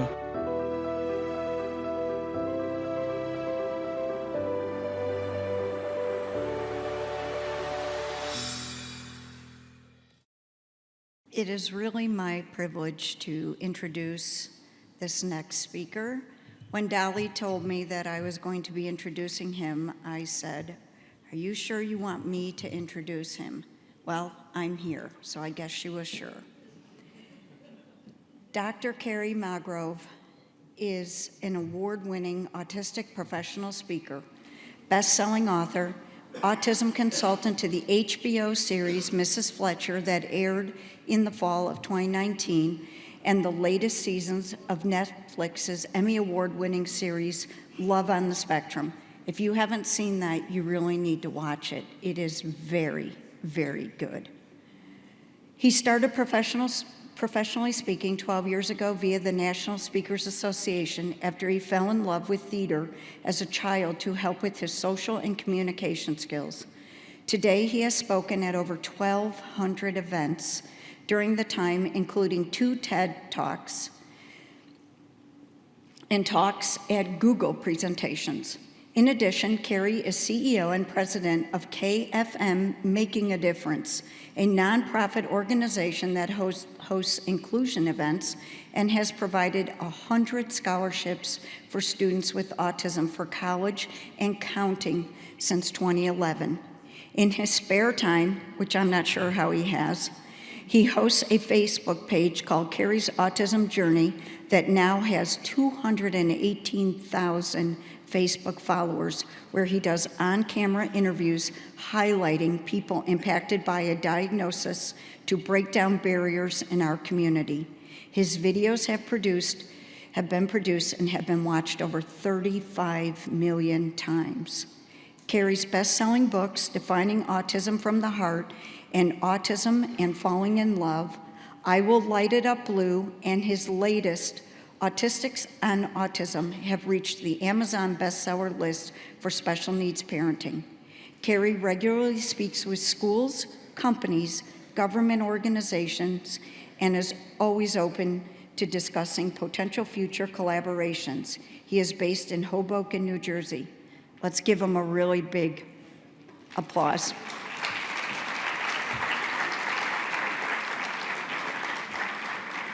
He's got a video that's supposed to be starting.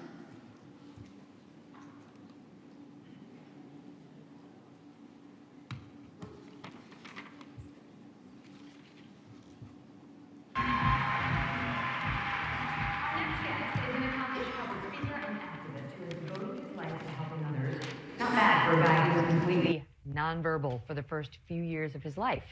But once Kerry Magro found his voice, he had a lot to say.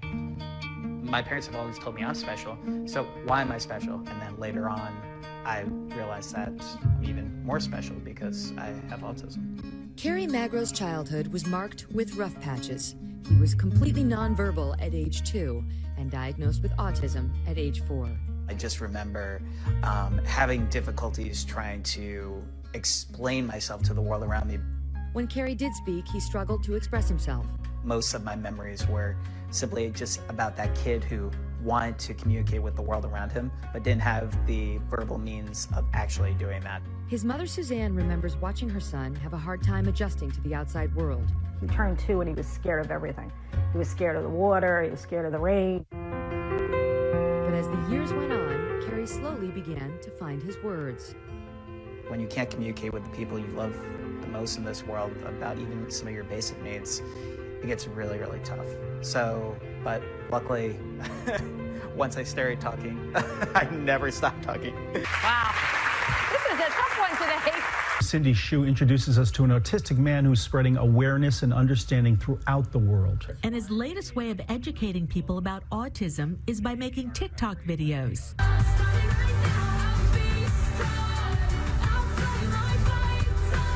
I received over 4.1 million views on TikTok, and I just had so many parents, educators, family members who just wanted to learn more about autism, and they were like, keep going, keep doing what you're doing because it's making a difference. In college, he started a nonprofit called KFM Making a Difference, which awards autistic students with college scholarships. He later earned his doctorate in education.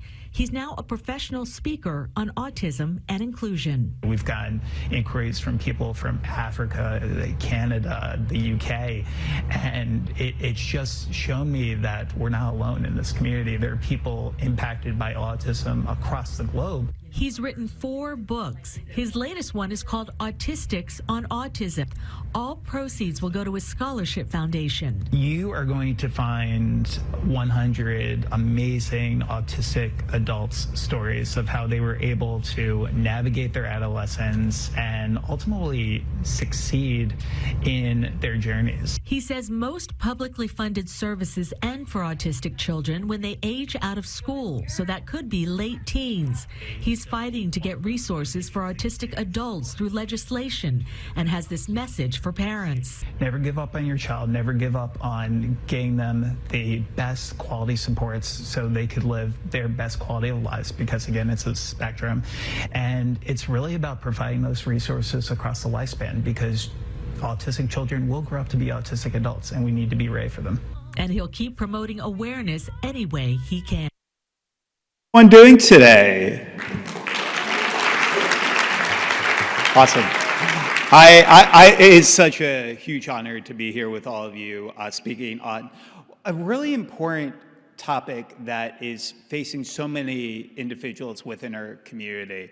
And honestly, today, with over 70 million people worldwide having some form of autism diagnosis, it's really important that we do our utmost to do a few quick things. The first one is to realize that autism is just one word trying to describe millions of different stories. My dear friend Stuart Duncan has that comment, and when you meet people with autism, it's really important to meet them where they are in their development. Autism is a very, very wide spectrum. The last time we were here in Dubai, ironically enough, was in 2016, And one of the speakers at that conference with me, his name is Dr. Stephen Shore, an internationally known public speaker who himself is autistic, says if you met one autistic person, you've met just that one autistic person. So let's keep the conversation going on meeting each individual where they are in their own development. So some housekeeping notes today. I'm an avid note taker during all these presentations. So typically I'm the guy sitting in the front row taking a photo of every single slide so I don't miss anything. So we're going to be providing you the PowerPoint slide notes from today's presentation. There will be a QR code at the end of today's presentation. You can scan that with your phone. And my dad still loves a Razr cell phone, so there will also be a link if you don't have a smartphone as well, so you don't miss any of the notes. So during my journey, I grew up with two laser-focused key interests. I grew up wanting to be the sixth member of the Backstreet Boys, and I also wanted to grow up to be the next Larry Bird. And with my autism diagnosis, I've always had extreme laser-focused key interest, and those were two of the big ones.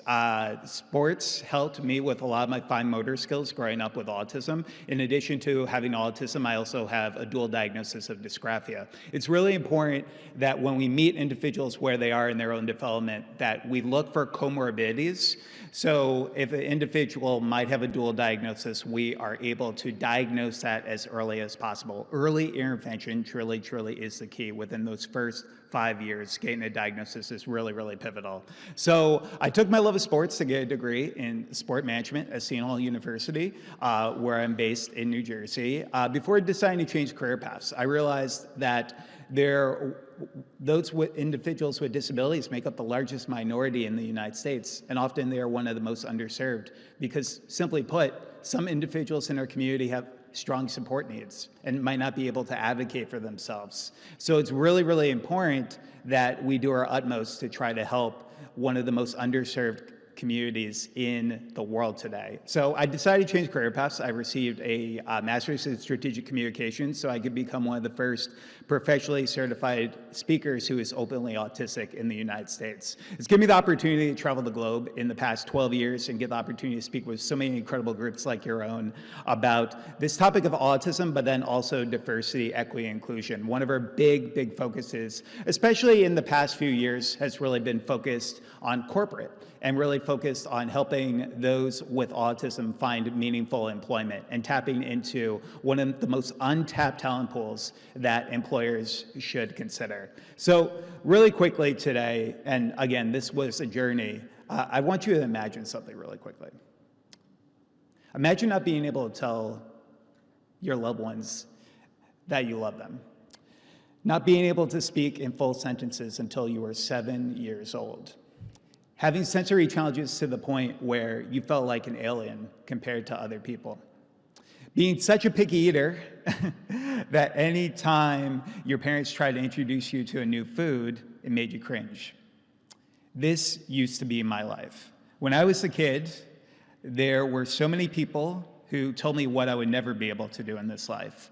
They would also tell me that I would have a photogenic memory, that I would be really great at math, and when I turned 21, my parents would take me to Las Vegas with them, and I would win them $88,000 on the blackjack tables. Prototypically, I was considered a Rain Man diagnosis. I was considered a savant, but I was also considered somebody who had a lot of limitations in his life. So what helped get me to where I am today speaking in front of all of you was over 15 years of occupational speech and physical therapy. There's no one-size-fits-all when it comes to our autism community. One of the first movies I ever got the opportunity to consult on was a movie from Warner Brothers called Joyful Noise, starring Queen Latifah and Dolly Parton, based on one of the characters in that film having autism. And Queen Latifah's character has a great quote in that movie where she says, "When things don't fit in a nice, pretty box, you build a bigger box." And that's what we have to do for individuals in their autism community. And my mom, love her to death, she's here with me today, had the opportunity to really create a bigger box for me, and that's why I'm here today. I love you, Mom. So, thank you. And now she's going to be blushing for the next 30 minutes. So, I am so sorry for that. But she found what worked for me. She found that occupational, speech, and physical were integral. Using my key interest of being the sixth member of the Backstreet Boys to find music and theater therapy as an integral way of helping me with my sensory processing challenges. Also including reward systems and token systems as a way of helping me build on my self-motivation, especially when I was initially diagnosed with autism when I was 4 years old. And then also positive reinforcement practices. Telling our kids what they're good at the beginning of each day can really help provide a positive mindset for them in their academics every single day, but also their lives as well. And then also self-advocacy. It's so important in our society that we teach our kids about their diagnoses at earlier ages, because I grew up knowing I was special, but not knowing what that meant.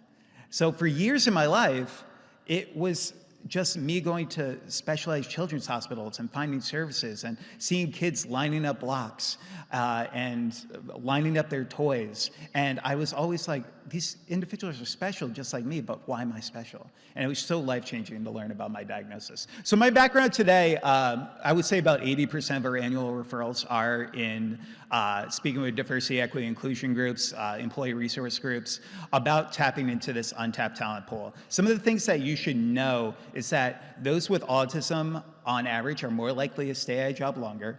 They are more likely to take less time off from work. And when we talk about the majority of reasonable accommodations, I speak to so many companies, even globally, who say, well, Kerry, I'm not sure if I could actually hire somebody who's on the autism spectrum because I think it's going to affect the bottom line.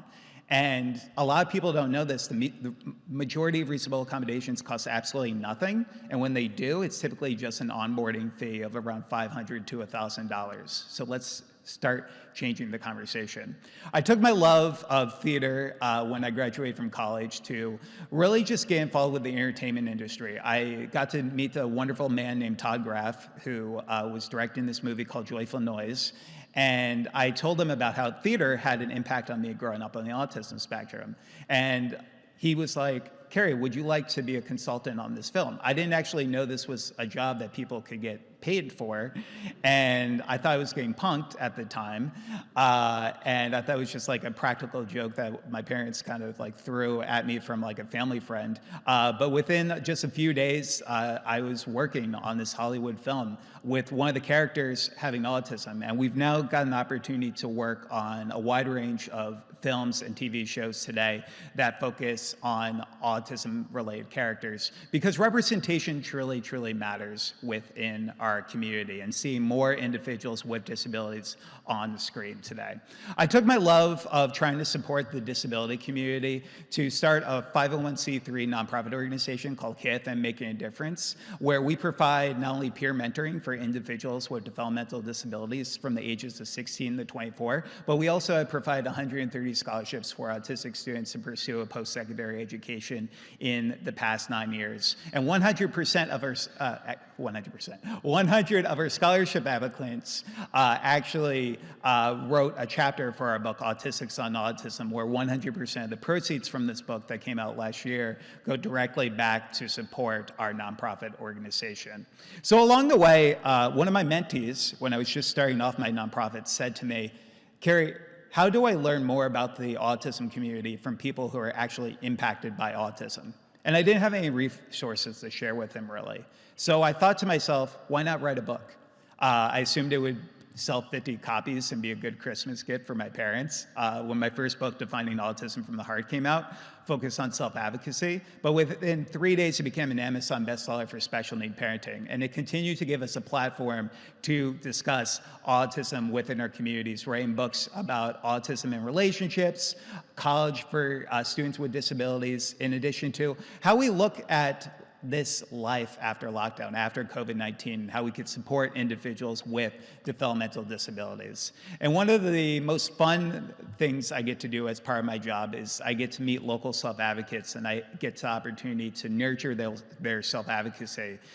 We got to meet this incredible family that I wanted to highlight with all of you today, because it's a unique message that I hope more people in our community can really relate to. So we're going to play this video, and fingers crossed tech works.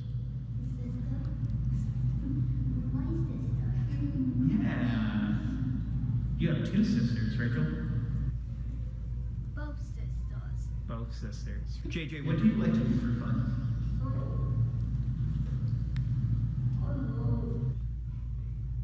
Checking on movies. TV shows. His personality is amazing. He's so funny. He doesn't even know it. Like, he doesn't know how funny he is, which makes it better. I love how JJ makes these movies, and he uses the stuffed animals, and he shows us to all of us, and I think it's really cool. What is one of your favorite things about your sister? JJ likes it. I would live Katie. Yeah, okay, yeah. What do you like about me? Yeah, me. Yeah. What do you like? Television. Okay. How people treat autistic kids different because they're exactly like us. They have feelings too, and they act like autistic kids don't have feelings. How does it make you feel? It makes me really upset. For siblings who might be watching this at home, what would you like them to know if they may have a brother or sister who's on the autism spectrum? Celebrate accomplishments, encourage them to do the best that they can. We have a good family. Yeah. Everyone's supportive. It's just circle of love. So one of the key messages I hope I could leave you with today is that it takes a village. And you have to realize that regardless of where you are in this journey, whether you're an educator here today, a therapist, a parent, or a self-advocate, it's important to know that every single individual in your lives can hopefully become part of this village to make sure that we're providing reliable autism resources across the lifespan for our over 70 million individuals who are autistic today. So every single place I go to speak, I've had the opportunity to travel the globe and get the opportunity to share my story, but I realized that many individuals in our local communities didn't have an opportunity to share and lift their voices. So I started a video series as part of my Facebook page, Kerry's Autism Journey, where we now get to not only nurture self-advocacy in these young individuals, but also give them a platform to hopefully break down barriers and biases within our community. We've highlighted everyone from a 6-month-old with Down syndrome in the Bahamas all the way to an Army veteran with cerebral palsy who didn't tell his platoon that he had cerebral palsy so he could fight for our country. So it was truly, truly remarkable. The other big note I hope I could leave you with today is that girls with disabilities often fall through the cracks in our society. We see this so much with so many girls being able to bear masks, different characteristics such as stimming, such as known as self-stimulatory behavior. There are some individuals who fall through the cracks because of that. We're going to skip this video and maybe come back for it if we have a little bit of time. But what I will tell you about Rachel's story is that Rachel is a truly amazing individual who didn't get diagnosed until she was a little bit older. And it was because of, again, so much stigma in our communities is focused on boys with disabilities. Now, we're not only talking about autism, but we're talking about ADD, ADHD, and the neurodiverse lens that we talk about in our communities. In addition to that, when we talk about this topic of autism, we need more not only government organizations, but we also need more travel destinations to go about certification. I've had the wonderful opportunity to collaborate with a group called IBCCES, who do certified autism centers around the country. We just spent yesterday at Aquaventure at Atlantis, and they are a certified autism center. We got to see sensory guides that they had for different rides, which told you how much sensory processing each ride specifically had. And it was just so amazing to see the structure there, especially to bring families of autistic children to our parks. It was truly an amazing thing to see. In addition to that, when we talk about this, it's also just great to reduce stigmas. One of the great things about certified autism centers is that they train up to 80% of their employees on autism and sensory awareness in the hopes of helping these individuals understand a little bit more about how to approach our community. So how I got involved in making the world more inclusive, my interest in certification started with wanting to host more sensory-friendly meetings in my home state of New Jersey. For the past 10 years, I've played an autism and sensory-friendly Santa Claus, where we had the opportunity to meet children with disabilities at their level to really, truly support them, especially from a sensory processing perspective. So I decided to join a board called IBCCS based in Jacksonville, Florida in 2019 to support this community. So during my work in public speaking, one of the most interesting experiences I had was when I was speaking at a Fortune 500 company, and we were speaking about diversity, equity, inclusion, and one of the individuals in there asked me if every single person who has autism grows up to be the good doctor. If anyone has seen The Good Doctor is a show on ABC focused on Dr. Sean Murphy, a savant who is on the autism spectrum. And that is why we need to make sure people realize that autism is not only in children, but there are going to be individuals in our workplaces that you meet in the future who are also going to have these diagnoses. And not every single person you meet will end up fitting in this lens of the Rain Man, good doctor stereotype. So that's the other big thing. We have to realize that autism has no look. Typically, the two most common things people say to me when they come up to me for the first time is they say, Kerry, you have autism, but you don't look like you have autism. And then also, Kerry, you have autism, but you look so normal. Disability has no look. And it's important that we not only discuss this, because it's also important about promoting kindness. When we talk about our society, there are going to be people that you meet who you're only going to see the challenges that may face on the surface. You're not going to know what's going on in day-to-day lives. So one of my biggest challenges, though, was sensory related. I grew up having a hypersensitivity when it came to loud noises. I would wear earbuds in my ears. I would wear sunglasses in many of my classrooms due to fluorescent lights. So luckily, though, I had not only a great occupational therapy team, but I also had an in-house occupational therapist who truly, truly helped me. And this is a global movement that we're seeing. There are more groups that want to go about certifications because they realize that it's not only the right thing to do, but it also demonstrates high ROI, because at the end of the day, more individuals are likely to buy products from groups that patronize with the disability community and support those with disabilities. We were so excited to see that Mesa, Arizona became one of the first autism certified cities in the globe. And they have done a remarkable work, not only to provide certified autism centers for first responder groups, but also their businesses and travel destinations as well. And in addition to that, Dubai recently announced it plans to become the first certified autism destination in the Eastern Hemisphere. Give your guys yourselves a round of applause. That's really, truly, truly remarkable. And we need more individuals like yourselves championing this cause. So we applaud Dubai for taking the necessary steps to make certifications like this possible, realizing the importance of the autism community. One of my favorite experiences I've ever had was at a certified autism center. After growing up as somebody who struggled with textural issues and having issues with water on my skin, there was always something soothing about playing with animals in the water. So I got to go to the Discovery Cove in Florida, which was at a certified autism center, and we got the opportunity to swim with dolphins. And I have terrible balance issues. I can't ride a bike for the life of me. And in the water that day, I was having some challenges because the land was very, very tough. I also have flat feet, so that didn't help the situation. So I was at Discovery Cove, and one of the best things that somebody did for me there was just showing me compassion.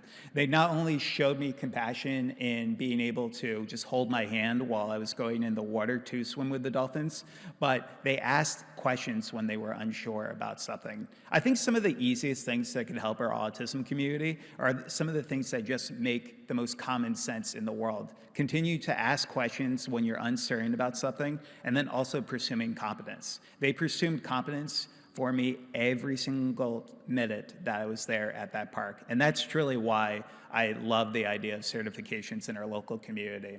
In addition to that, other things to consider, autism and the majority of disabilities are lifelong. While early intervention is the key, those first 5 years are pivotal, we need to realize that people don't cure themselves of having autism. We spoke in Egypt a few years ago when we were laying the pyramids of Giza blue, and I was just talking to somebody about this earlier, and one of the parents asked me if exorcisms could cure autism, and I was like, oh, wow, that's an interesting perspective I haven't heard from before. It just goes to show that the education truly needs to be there in more of our local communities, because if you don't have that personal connection, and just by a show of hands really quickly today, how many of you know of somebody who's on the autism spectrum? And if you feel comfortable, how many of you have a sibling or a family member who's on the autism spectrum? Okay. And if you feel comfortable enough, how many self-advocates are here today? Yeah, we have quite a few. It takes a village, and using your voice can truly make such an important change within our community. Another key message I hope I could leave you with today, if it isn't written down, it didn't not happen. Documentation is so important, especially when we look in 2023. Hearsay is something we really can't get behind anymore. We need to make sure that we're not only documenting in our workplaces, but also for our kids. I think it's important for every therapist and educator to have a journal where they can document for their child, look at short and long-term goals that they have for the individuals, but also helping the parents understand about their developmental milestones as well. And I truly believe this message right here. I think schools should truly have a mandatory class that you get credit for, where you learn more about people with diagnoses. Imagine students getting just a little education on autism, ADHD, Down syndrome, dyslexia, cerebral palsy. It could make a huge impact on understanding and acceptance. I truly believe that in that message. And that's why many individuals in our local communities are pivoting our conversations. April is also known to many of us as Autism Awareness Month, but many individuals in our community are pivoting it to Autism Awareness and Acceptance Month, realizing that it's not enough to just be aware about autism, but how can we be inclusive? So these are some great ways that we can be inclusive in our education setting today.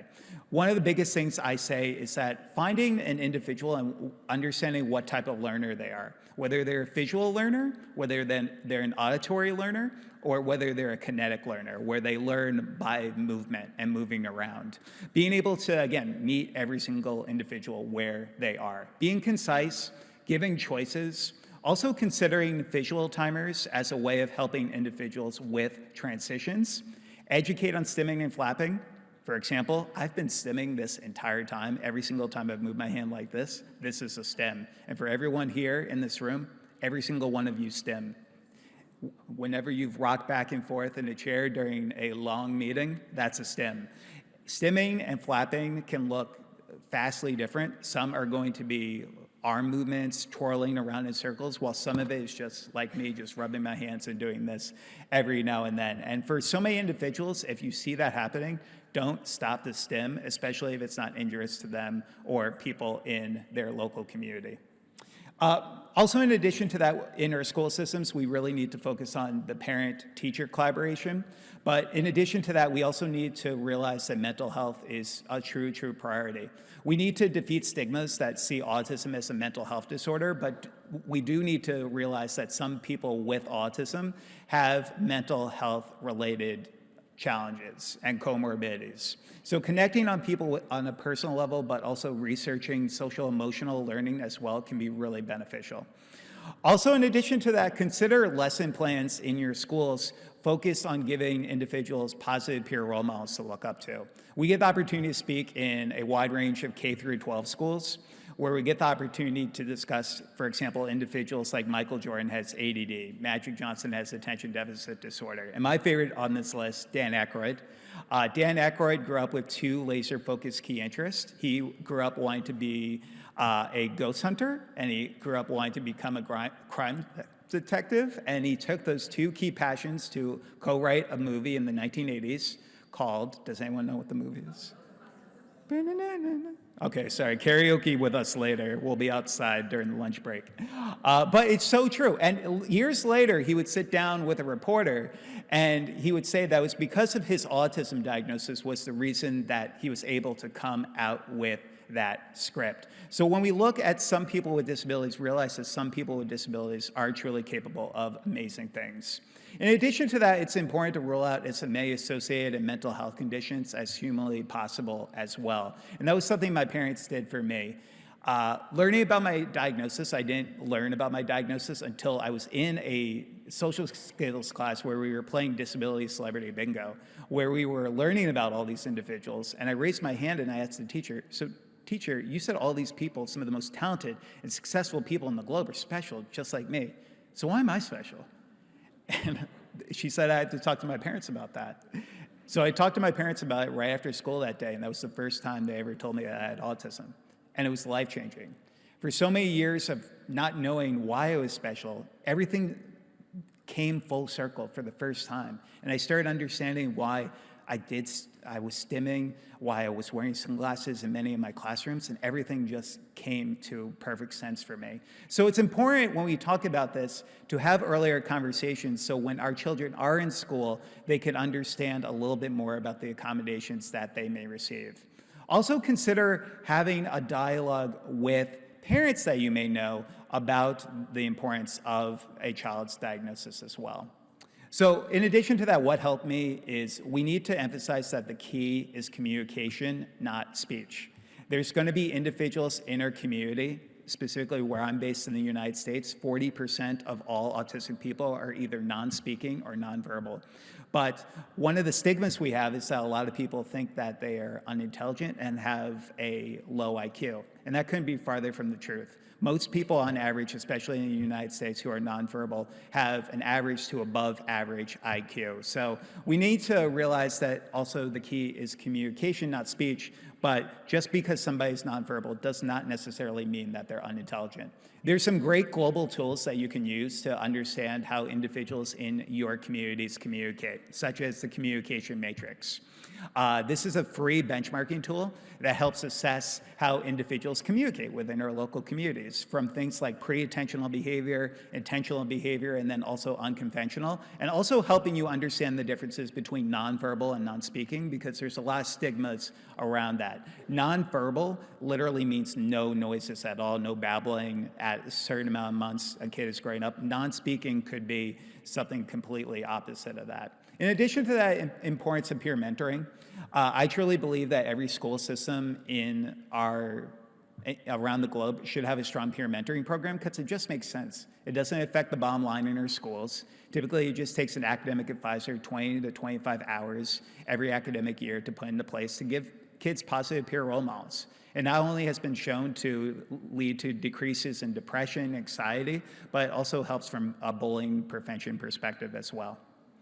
And then social connections can lead to academic success. We need to educate our schools about the importance of providing more elective opportunities, but also more unified classrooms as well, helping individuals with and without disabilities be able to interact, not only to become more inclusive overall, but to help them have those social connections, because a little awareness can truly go a long way.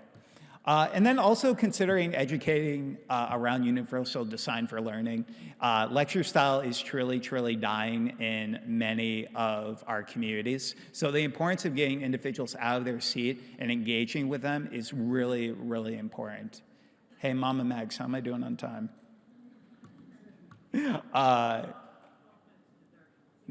Nice, nice. See, I put her to work. Guys. Encouraging parent involvement can also be, and she'll be blushing for the next 12 minutes too. It's amazing. I love you, Mom. I love you. Encouraging parent involvement is really key as well.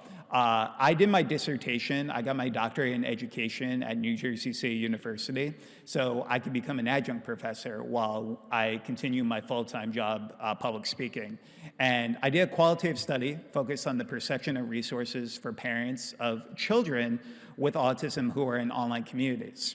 And what we learned from these semi-structured interviews was the importance of trying to find a village, especially for those who have multiple jobs, for military families who might be traveling a lot, being able to find your village online. And seeing that a lot of parents have found success using Facebook groups and other methods of technology as a way of helping them communicate, especially around referrals towards different therapies and supports in their local areas. Also consider in your schools having alumni organizations comprising of individuals with disabilities to educate the school districts about the disability community and what helped them when they were in school. Again, something that doesn't affect the bottom line, and it just makes a lot of sense.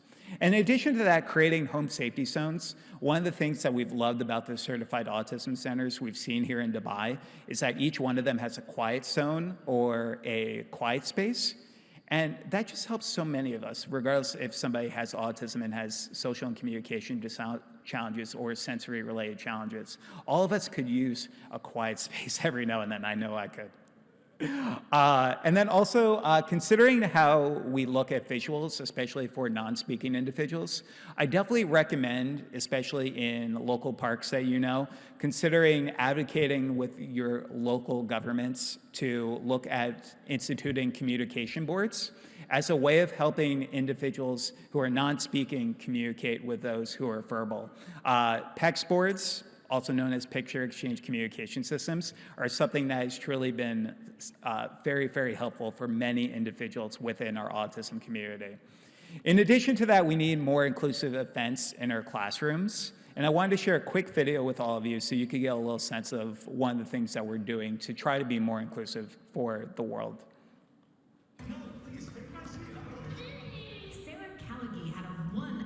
Meeting with Santa. The 8-year-old has autism and is nonverbal. Her father brought her to this event because this Santa's helper understands the challenges of autism firsthand. Santa also has autism. Such a special connection, special bond. The helper is actually 28-year-old Kerry Magro. Diagnosed at 4, his sensory challenges prevented him from visiting Santa as a child. He created this event so others like him don't miss out. This event is more inclusive because we dim the lights, we turn down the sound and try to help them as much as we can. Just does a great job. It just takes his time. There's no rush. Most of the elves and Mrs. Claus are occupational therapists and special education teachers. The team visited with 181 special needs families, including 4-year-old Rusty Marsh. Is this the first time you've seen Santa? Yes. Is it? Yes. And was he a nice Santa? Yes. With 1 in 68 children diagnosed with autism, Magro hopes to inspire more sensory-friendly events all year round. Autism doesn't stop in December. It doesn't stop during Christmas. Santa says, This is the best Christmas gift of all. this is the 3rd year of the event, and Magro's mom is one of those jolly elves. So the girl in the last slide that said, I want everybody to be happy, we're actually working on a children's book together right now that is going to be focused on autism and sensory-friendly Santa, where I believe most of the proceeds will go back to our scholarship program as well. So it's just important overall when we talk about these sensory-friendly inclusion events. Again, it just makes sense. It gets more people out to our public areas. It also can help build attendance, especially after COVID-19, with COVID-19 hesitancy in some of our areas. If you want to learn more about how you can create a sensory-friendly inclusive event, I would definitely recommend going to this website called paautism.org. On their website, they have a one-sheet PDF where you could learn a little bit more about the sensory considerations you could put into place to make this a reality in your local area, such as being able to turn down bright lights, turn down external noises, and the other sensory considerations as well. Also realize that bullying is such a huge epidemic across the globe. When we were here in 2016 speaking at the Autism Around the World conference, we got to work with the Dubai Autism Center. And one of the key messages that we left with them was that bullying is something that's not only in school-age children, we see a lot of bullying in the workplaces today as well. So we have to realize that this could be a lasting challenge for many in our community. I didn't have the social abilities to defend myself in many cases as somebody who didn't start speaking complete sentences till I was 7. And it's really, really important that we educate our kids on what a friend is, what a bully is, and how to go about stopping bullying, especially for our verbal students. When stopping bullying happened for me completely, I realized what bullies did. So I would role play different scenarios in my classrooms with my teachers on how to stop a bullying, where if somebody said to me, "Kerry, you have autism, but you are so stupid," I would turn around and I'd be like, "Well, yeah, sometimes I do stupid things. Thank you so much for bringing that to my attention." And that literally would stop the bully from because when you don't give them the power over you, we have to realize that bullying simply is just that, an imbalance of power. And when that bully wants the power over somebody else, being able to tell the bully that regardless of what you say, you could hate my guts, I'm still gonna love you anyway, it completely stops that situation from happening. So let's continue those conversations. October is also National Bullying Prevention Month, so it has a global perspective on discussing the importance of pivoting from autism awareness to autism acceptance.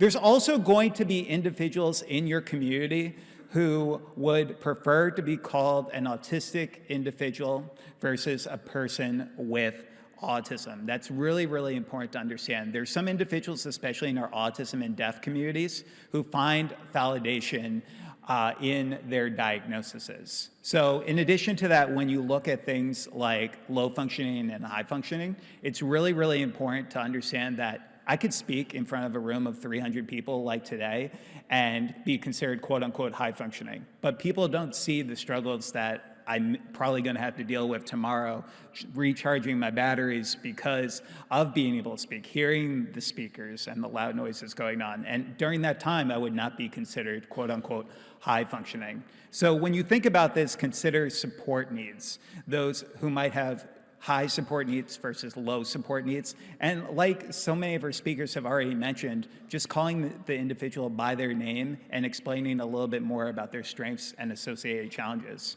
So finally, the 10 things that really helped me get to where I am today speaking in front of all of you. The first thing is that we need to make sure that we're providing positive peer role models, that we're focused on the transition period as well. Our autistic kids will become autistic adults, and we need to be ready for them. I've given 2 TED Talks that are available to check out on YouTube, focused on adult autism, where we discuss this in more detail.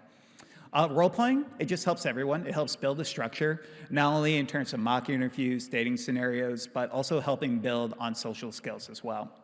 Servant leadership, I had so much mind blindness growing up, and I thought it was my way or the highway most of the time, and I didn't understand the perspectives of others. And getting involved in community service helped open my eyes to some of the hardships that individuals face in our communities. I think that our students should have just 10 hours of community service every academic year to understand more about the perspectives of others in our community.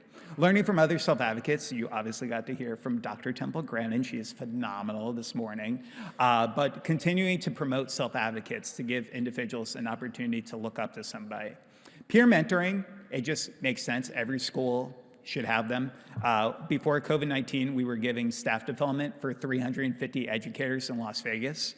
And we asked them, how many of you have a strong peer mentoring program in your school? And only 3 out of the 350 raised their hands. And I was stunned. This doesn't affect the bottom line, and it's just the right thing to do.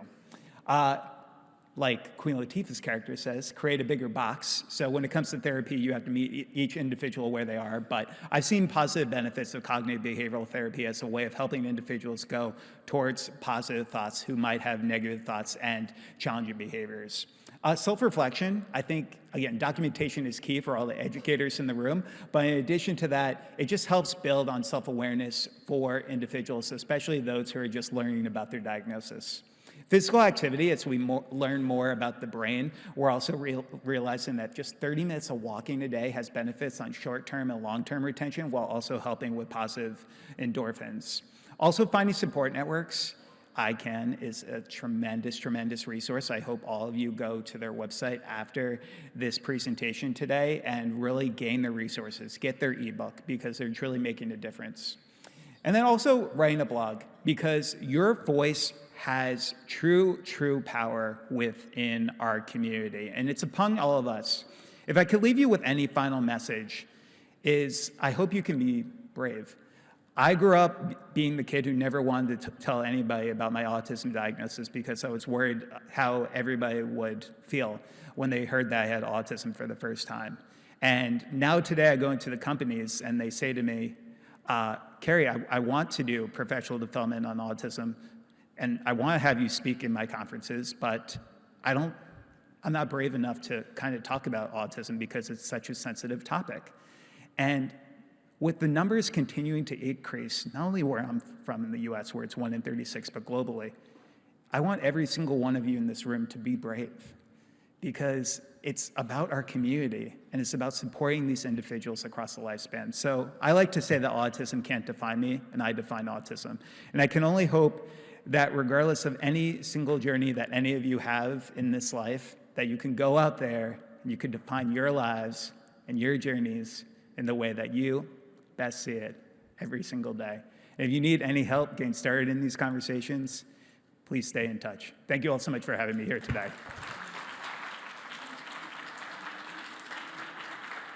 Yeah, so just one small announcement that we have. We would really love to felicitate Kerry's mother, and we would like to call upon Miss Mercy, as she's as well a parent, and hand over the award to Kerry's mother. Ma'am, please.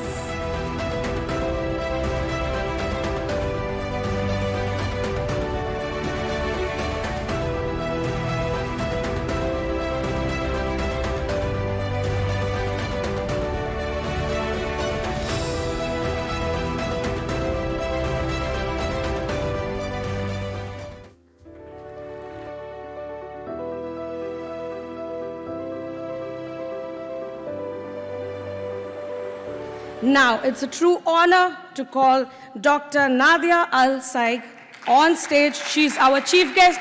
Please, all of you all, a big round of applause for ma'am.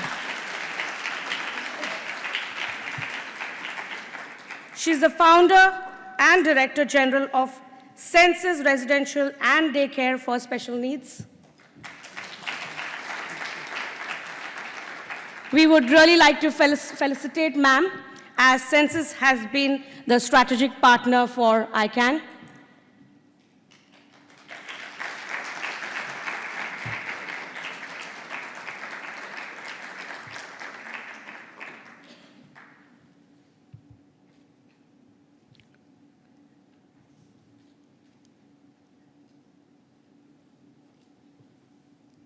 Next, we would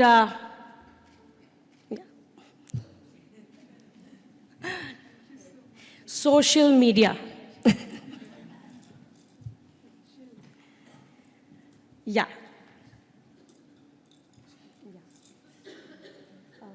We'll just do a bit of that.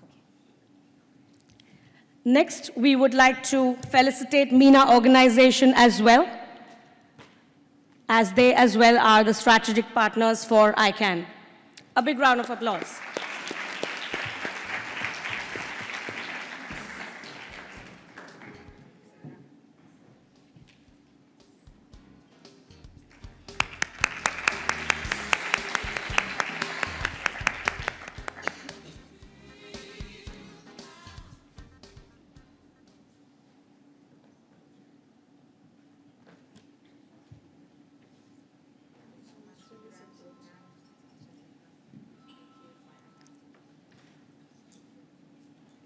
Thank you so much.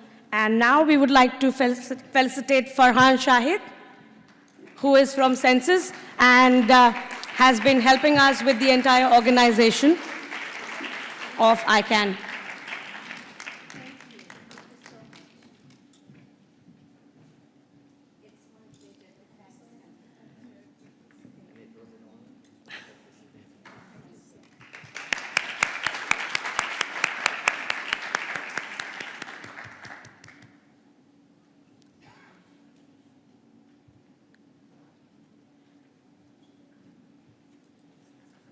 So thanks to one and all for helping us putting this show up. Okay, now I would like to invite Dr. Nadia to say a few words.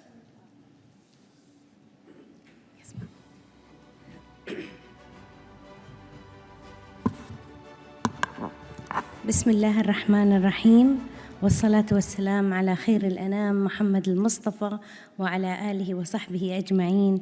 Good morning everyone, and I would like to welcome the International Conference for Autism and Neurodevelopmental Disorder, ICAN, Dubai 2023.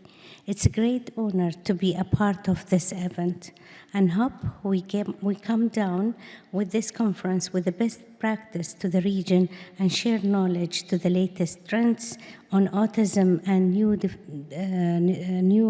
developmental disorder. And really, I would like to take the opportunity to thank you all, thank the speakers and the partners of this conference, and especially the audience for your participation. Thank you so much. Thank you.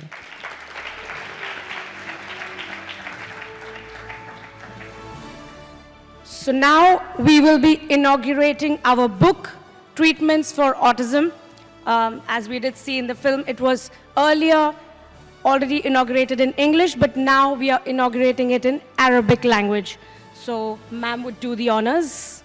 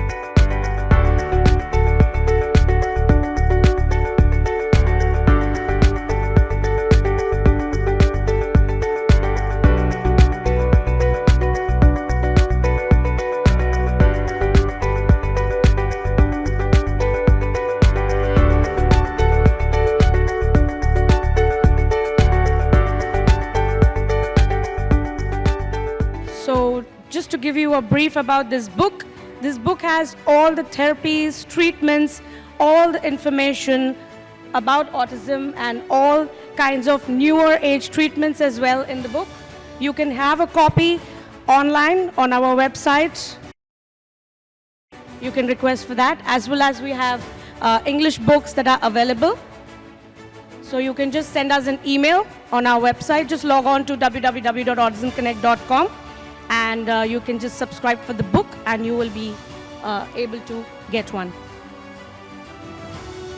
Thank you so much, everyone. I would really be very thankful to all of you.